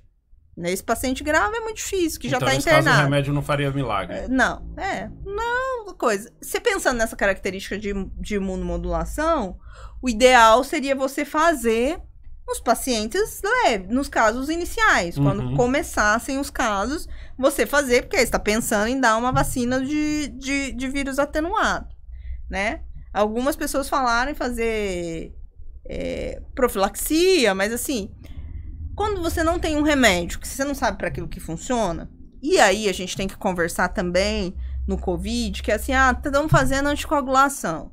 Isso a gente está fazendo, mas também não sabe se isso lá na frente vai funcionar. Porque assim, quando você fala num estudo que você precisa provar que funciona mesmo, esse estudo precisa ser cego, que a gente fala. Você tem que dar para um grupo placebo, que é um remédio que não tem nada, né? Uma pílula de açúcar. E para o outro grupo você dá o remédio. Só que você não sabe o que você está dando também. Então nem o pesquisador, nem o... Não, assim, o médico que atende, ele chega lá, atende o paciente nesses estudos, ele assina um termo dizendo que vai participar de um estudo, aí geralmente ou é no computador ou é no aplicativo de celular, você faz a randomização. Aí você fala assim, você aperta, coloca lá os dados do paciente e aperta. Esse paciente vai pro grupo A. O grupo A vai tomar o comprimido amarelo. Certo. Só que você recebe o comprimido amarelo e você não sabe o que é comprimido amarelo. Você não sabe se é açúcar o comitê independente é que sabe o que é. Que embalou. Só que esse comitê independente, ele não sabe que é você que tá fazendo o estudo. Então, ele não sabe quem é que tá fazendo o estudo. Então, é cego mesmo. Todo mundo é cego ali, né? Então, assim... Ele recebe e você vai alimentando o sistema. Tal paciente que era do grupo A e tomou o comprimido amarelo morreu. Tal paciente que era do grupo B e tomou o comprimido azul não morreu. Em épocas de pandemia, é antiético. Você não pode saber na pílula de açúcar porque você sabe que o cara já tem uma doença grave. Então, isso você não pode fazer. Certo. Você pode fazer em outras características. Outra coisa, varia de população para população o índice de resposta adversa, sabe? O Brasil mesmo, né? E eu às vezes brinco com meu marido que eu vejo esse povo aí falando, eu sou branco, eu sou não sei o quê. Eu falei, gente, ninguém sabe o que é no Brasil, porque o Brasil é uma grande mistura. Eu lembro quando eu tava na faculdade, a gente participou de um ensaio, de um estudo, né, multicêntrico, que até saiu numa revista internacional, muito legal. Só que assim, o Brasil lascou o trabalho. Tanto que o comitê independente, ele ficava na Suíça. E o comitê abriu os dados, porque falou assim, nossa, tá acontecendo alguma coisa em algum lugar que o remédio funciona completamente diferente. Porque assim, na verdade, aqui a gente trabalha com cor autodeclarada, né?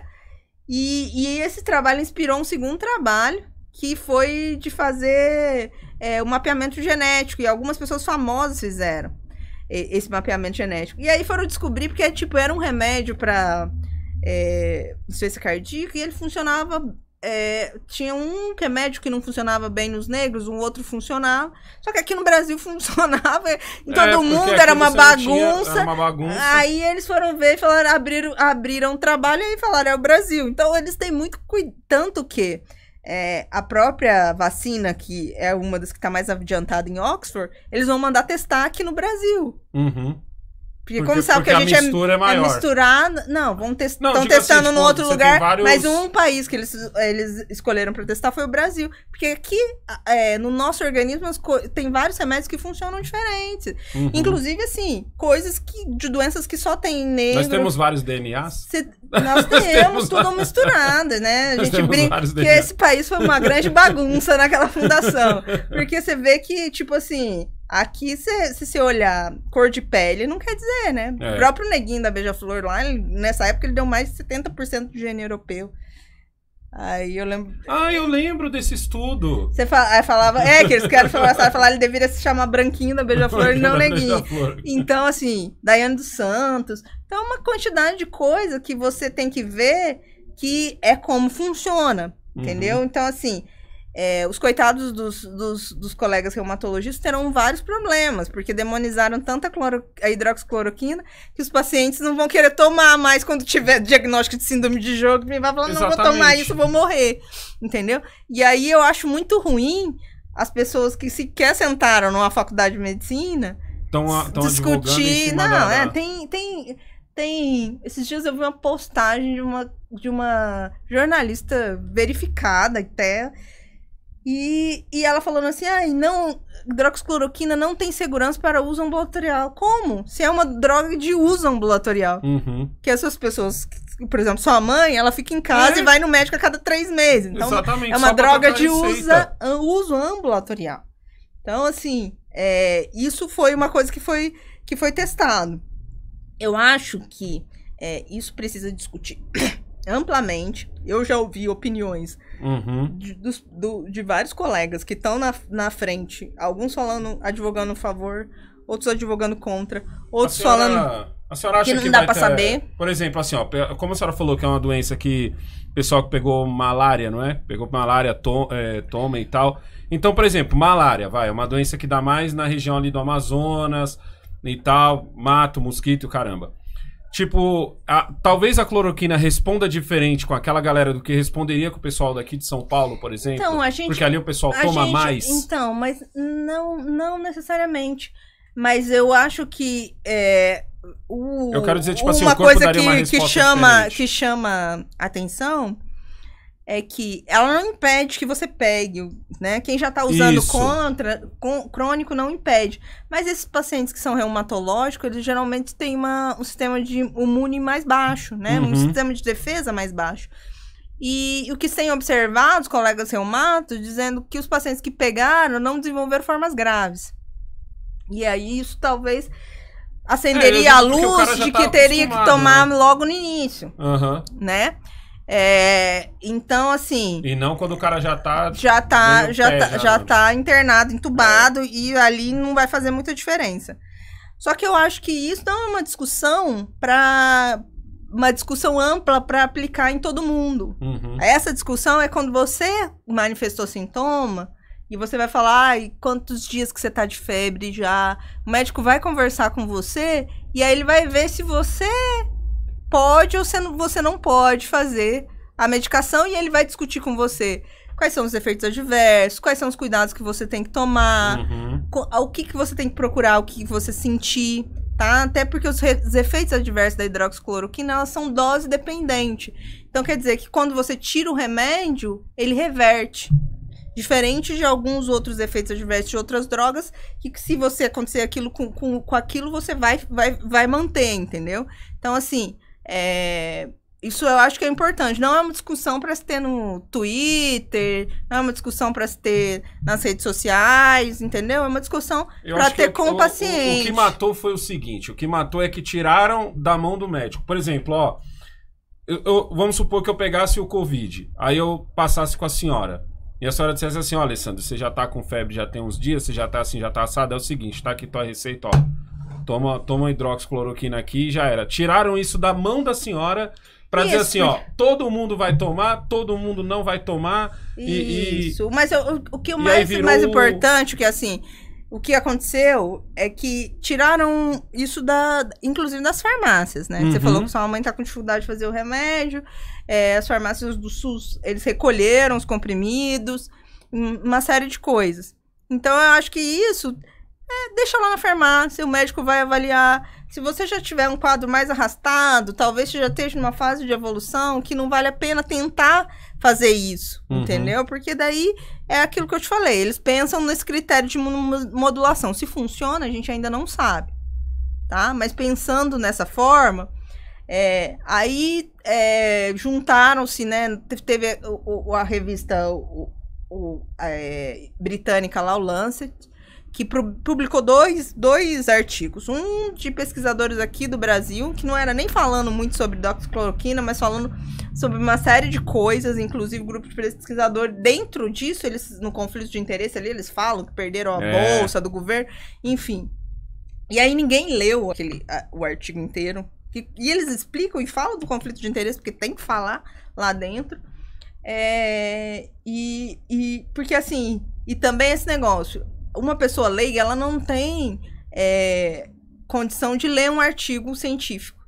Porque a gente trabalha dentro do artigo com vieses, que a gente chama. Então, para você saber se você acredita ou se você não acredita, você precisa ver quantas pessoas foram analisadas ali, qual foi a forma de aferição, qual foi uma série de formas. Aí eles publicaram aquele artigo que a OMS tirou a hidroxicloroquina, que foi de 96 mil pessoas. Só que eles juntaram um apanhado de todos os hospitais e pegaram pacientes graves, que já estavam em fase terminal, um tanto de coisa, e juntaram tudo num bolo. Muitos num galhos. bolo. E aí, tanto que uma série de médicos escreveram para a revista e para a OMS, né? Dizendo que o artigo estava errado, que a metodologia estava completamente errada. E isso você só tem quando você foi treinado na faculdade. A gente tem metodologia científica, tem aula de como ler um artigo científico. Então, né? Se eu pego aquele artigo, eu não sou médico, e aquele artigo fala coisas que eu gostaria que ele gostasse que eu gostaria de ouvir, eu pego e falo assim, ó, tá vendo?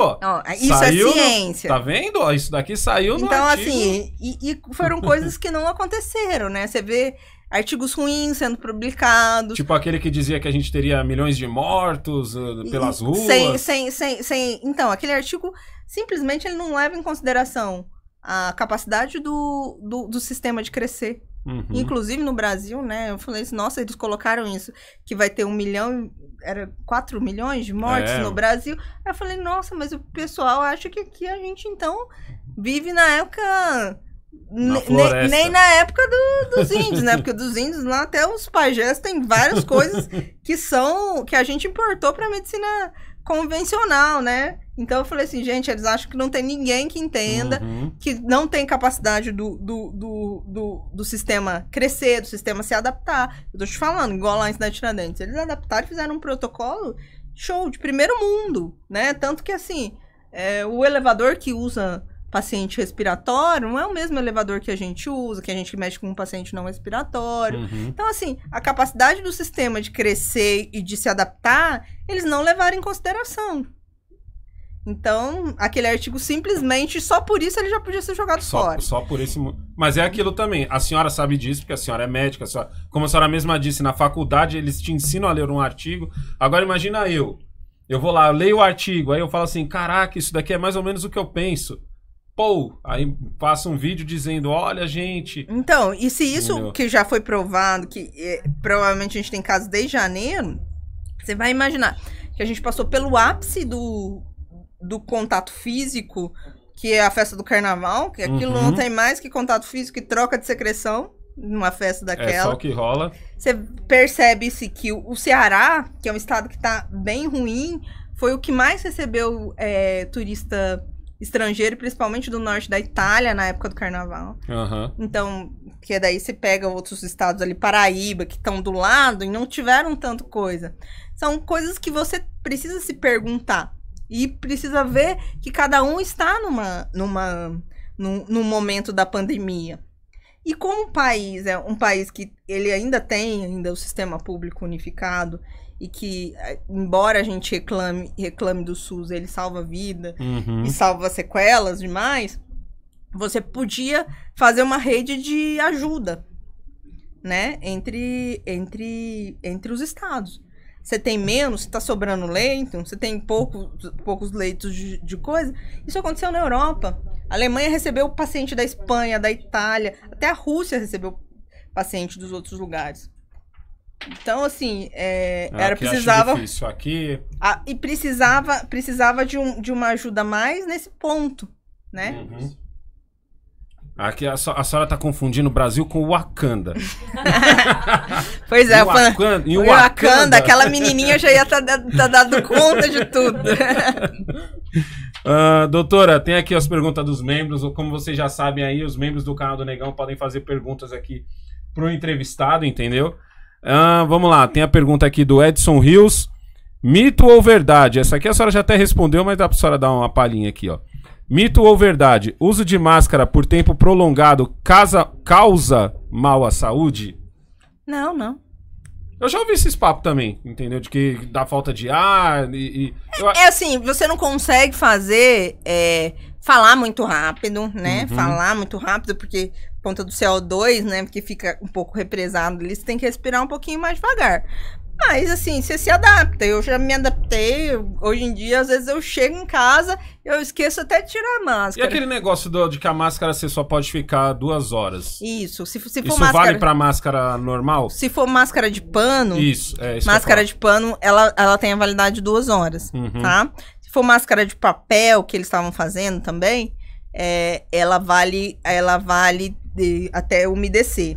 O ideal, eu vi que eles estavam fazendo umas máscaras de pano e dentro da máscara de pano, do lado de dentro, fazendo dupla camada, deixando um buraquinho. Aí coloca, sabe, filtro de papel? De café? De café? Isso. Filtro ajuda bastante. E aí, às vezes, você pode encaixar ali, ela dura um pouquinho mais que 2 horas. A minha eu fiz, sabia? Eu fiz a minha com EVA, que eu fiz tipo a do Mortal Kombat, fiz a minha com EVA e por dentro TNT, aquele... Não sei se dá pra chamar de tecido aquilo, né? Tecido. Parece um papel... Tecido, não tecido. Um tecido, não tecido. Então, aí eu só troco o TNT. Isso. Mas a senhora foi boa a senhora ter dado essa dica, porque no meu caso eu tenho que tirar e colar o TNT, né? Eu tiro aquele TNT, colo outro TNT. Mas se for dupla, você só encaixa o papelzinho ali, o papel de filtro, o filtro de coador de café, ele funciona muito como filtro. Funciona no mesmo esquema. Porque se ele não deixa nem o pó de café passar. Vamos lá, eu tenho aqui, ó, do Gão Batera. Negão, a senhora até respondeu agora há pouco. Negão tenta ver com ela a questão da Negão tenta ver com ela a questão da cloroquina. Essa semana eu deixei um comentário aqui no seu canal relatando o aumento expressivo de curados do vírus chinês desde a assinatura do protocolo do uso da cloroquina já na fase inicial da doença.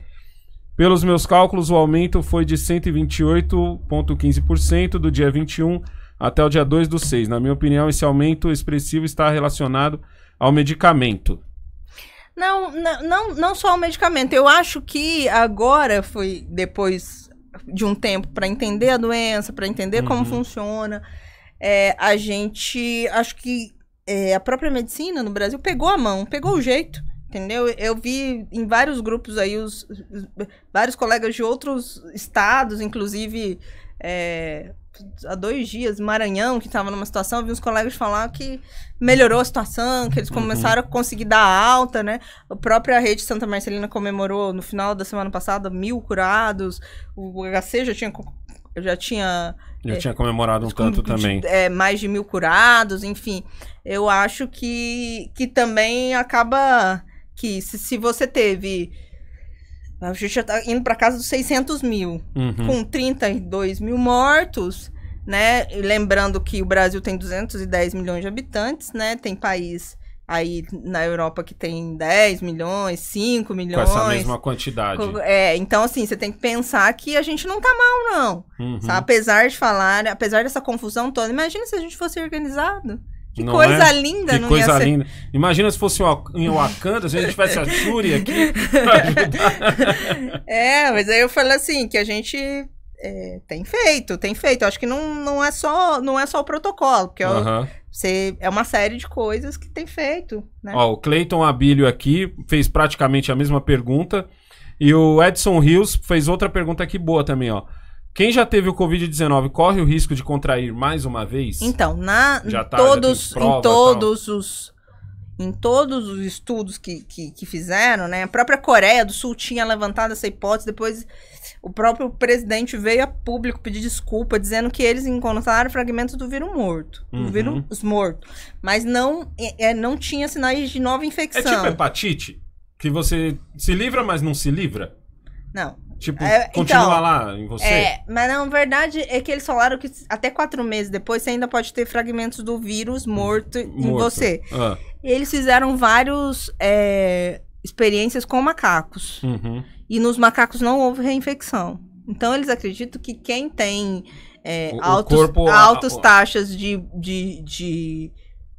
daquela substância de defesa, da imunoglobulina, você fica com imunidade, mas tem gente que não sobe tanto, não consegue produzir tanto essa imunoglobulina. E aí a gente vai ver como funciona.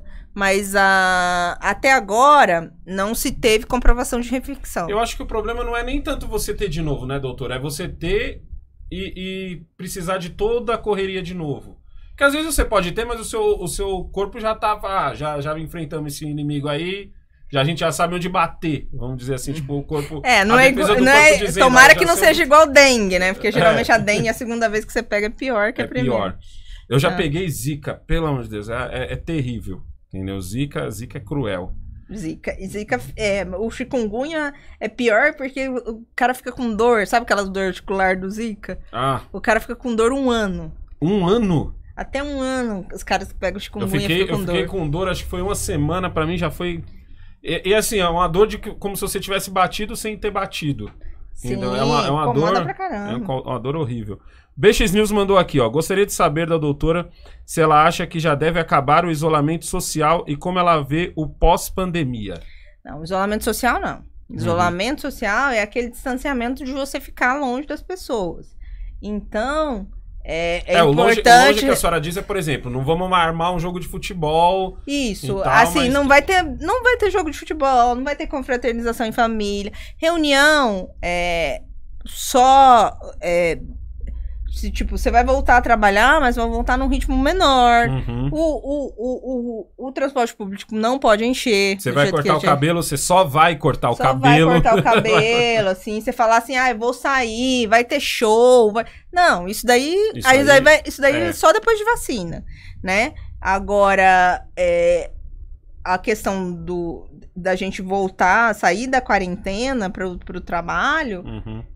vão ser outras coisas. Empresas que precisam estar presentes, principalmente o comércio, talvez tenha que voltar a funcionar com aquela restrição de, tipo, entra cada 2 pessoas, 3 pessoas, compra, a casa de parafuso que eu sempre cito aqui, a casa de parafuso que entra 2 clientes, os outros 2 esperam do lado de fora. Lotéricas estão funcionando assim também. As empresas que precisarem trabalhar com 50% para poder deixar um espaço entre os computadores, um espaço entre as coisas. Isso vai ter que ter. A escola, eu acho que vai ser o maior desafio, vai ser voltar à escola. Eles vão quebrar, eles vão ter que quebrar a cabeça, mas assim, o que mais me preocupa é que os caras que fazem isso, eles não estão nem aí, né? Eles são nessa gritaria aí, mas vai ser um desafio voltar a montar a escola. Pós-pandemia, eu acho que esse vai ser o vírus da desglobalização. Você vai ter muito mais dificuldades para entrar nos países. Vai acontecer como aconteceu o atentado lá, de 11 de setembro. Depois, aquilo mudou as regras de segurança todas dentro do avião. E que a mudança das regras de segurança, depois teve aquele copiloto suicida lá. Porque, assim, a cabine do avião só abria por dentro, né? Por medida de segurança, não abria mais. E aí o cara ficou sozinho, o comandante tava descansando. Na hora que ele tentou entrar, o cara não abriu e jogou o avião nos Alpes.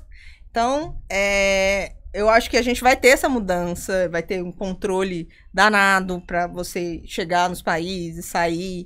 Vai ter que carregar mesmo carteira de vacinação e essas outras coisas, né? Eu acho que agora, graças a Deus, esse movimento anti-vacina perde toda a força. A força, né? Porque as pessoas... esses dias eu ouvi a entrevista do Djokovic, ele falando que se voltar e tiver que vacinar, ele é anti-vacina e que ele não vai vacinar. Falei, então você não vai jogar, né? Que idiota. O mundo inteiro morrendo e ele falando que é anti-vacina. Mas assim... Sendo que o que vai salvar o mundo é uma vacina. Exato. E é importante as pessoas terem seu cartão de vacina em dia, né? Adulto também tem que tomar vacina. Tem calendário de vacina, que é uma coisa que também não é tão divulgado pelo Ministério. São algumas coisas que eles perdem em não fazer as campanhas, né? Então, acho que a gente vai precisar ter todas as vacinas, mas vai ser o vírus da desglobalização. Acredito que isso vai fortalecer a nossa indústria interna de suprimentos, né? Porque a gente dependia em 96% da China. E acho que agora a gente vai começar a fazer mais coisas aqui dentro. Tomara, né? Tomara que o povo se toque disso daí também. Porque ficou mal acostumado, no mínimo. A gente dizer no mínimo, assim, o mundo ficou mal acostumado. Falando, precisa produzir alguma coisa? Deixa que os chineses fazem. Porque é barato, eu compro mais barato. Isso. E aí eu acho que de tudo a gente vai precisar disso, a gente vai sair numa crise econômica também.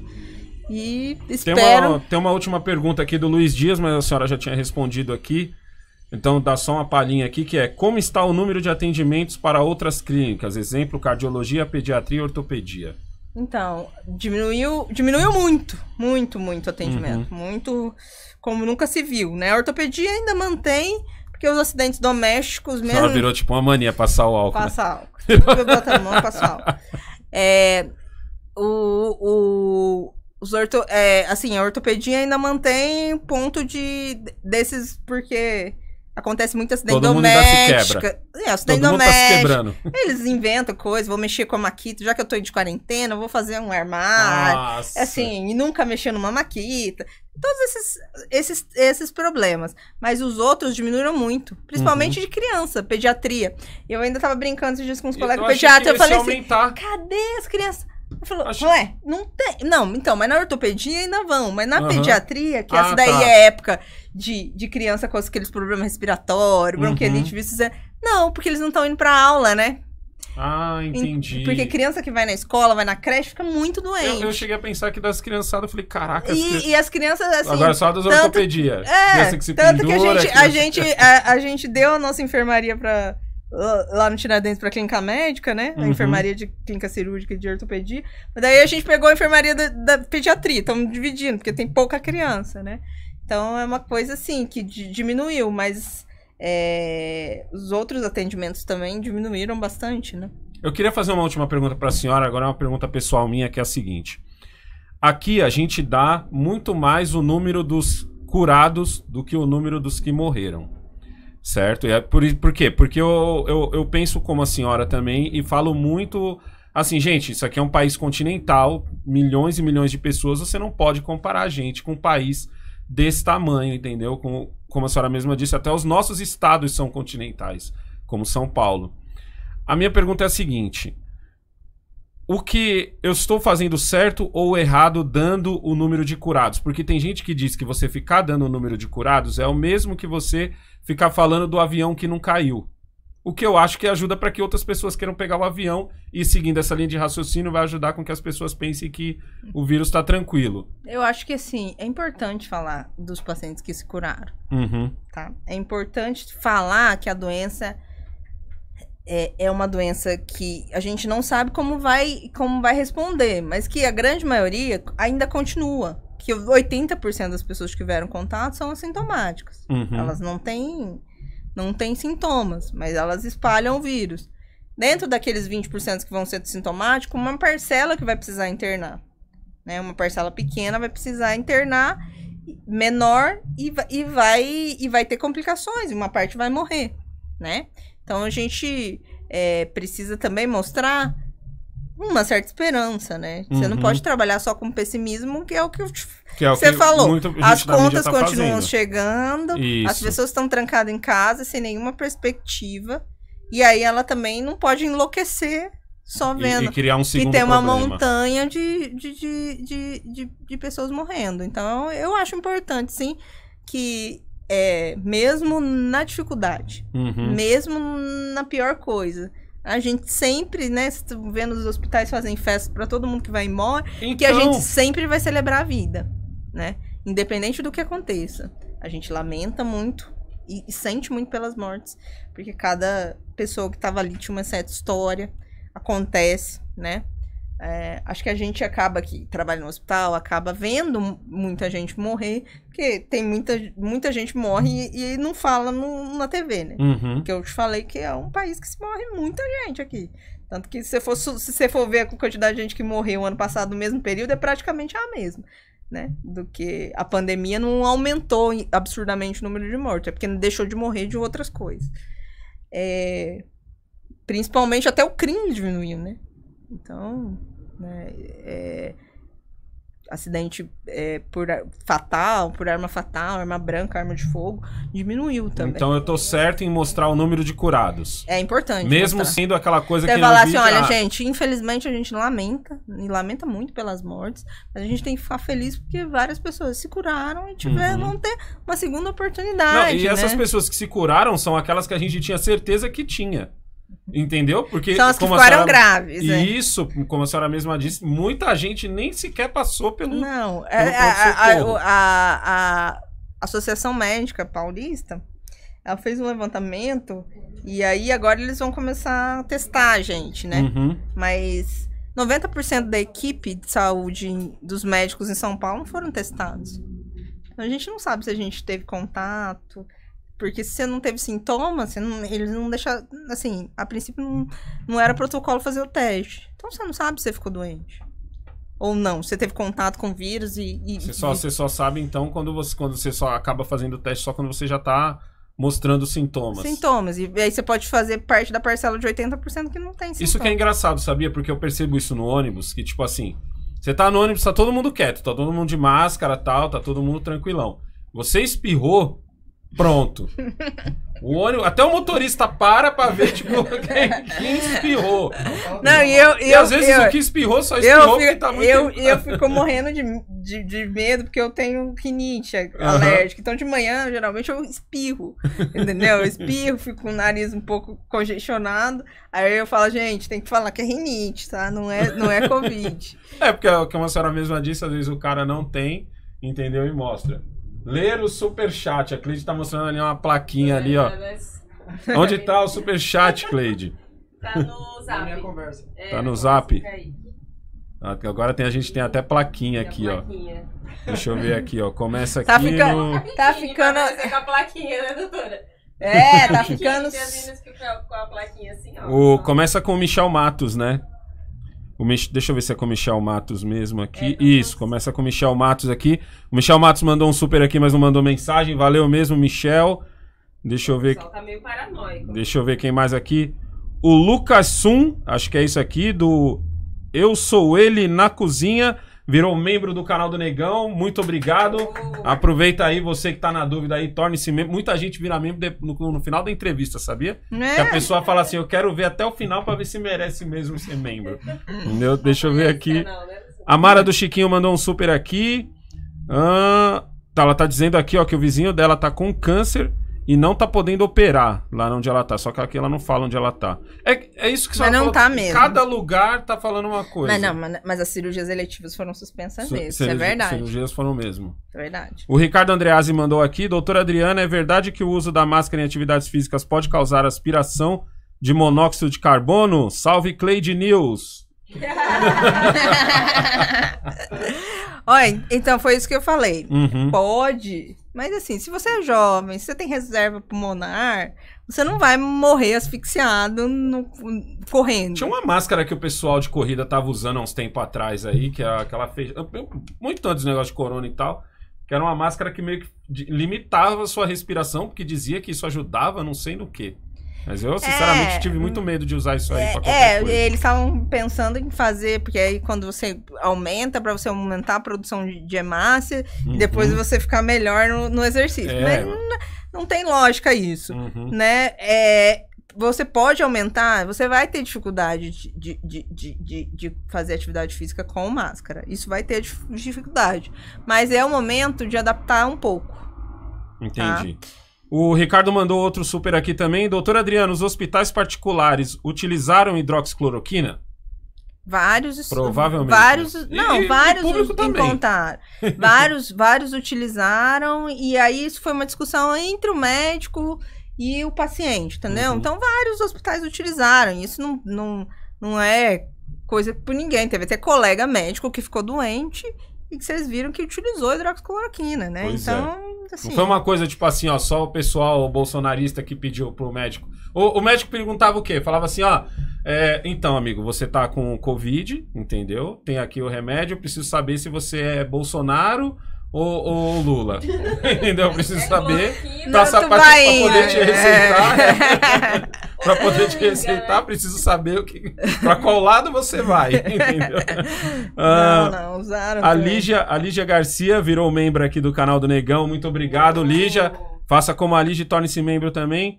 O Jonathan Herbert mandou aqui. O Kaique está nervoso, não para de tremer a perna, dá pra ver a câmera tremer. A câmera? Explica que a câmera tá na mesa. Caraca, pior que a câmera tá na mesa. Então sou eu que tô assim, ó. Que tava só esperando a hora certa.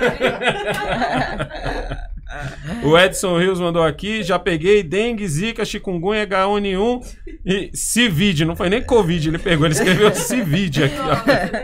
Ele pegou tudo também. Teimoso esse. Esse é teimoso. É isso aí, gente, vários comentários aqui, eu quero agradecer a todos vocês que ficaram nessa entrevista aqui. Doutora Adriana, eu quero agradecer mais uma vez a sua participação. Li 2 do Andreasa aqui, ó. Então tá bom.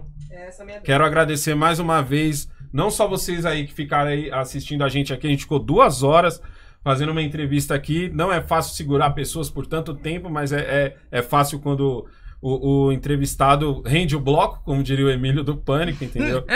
Obrigado de verdade. Quais são as redes sociais da senhora para o pessoal seguir a senhora? Eu tenho o Instagram, que tá como Doutora Adriana Domingos, e o Facebook também tá como Doutora Adriana Domingos. Isso. Eu vou deixar aqui na descrição aqui, provavelmente a Cleide já foi passando aí os links da doutora. Por favor, siga a doutora no Twitter também, a senhora é muito ativa no Twitter.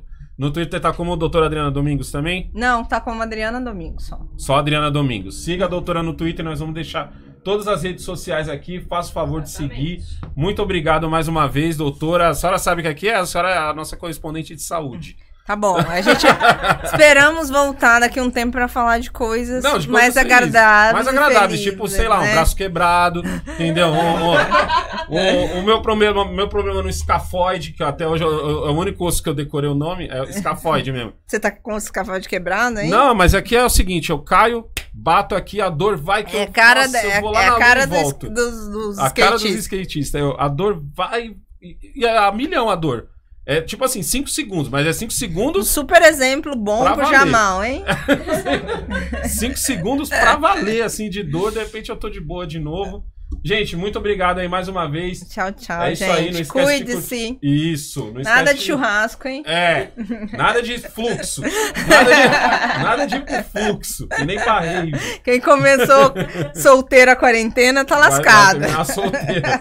Vocês estão falando isso com o Kaique? Também.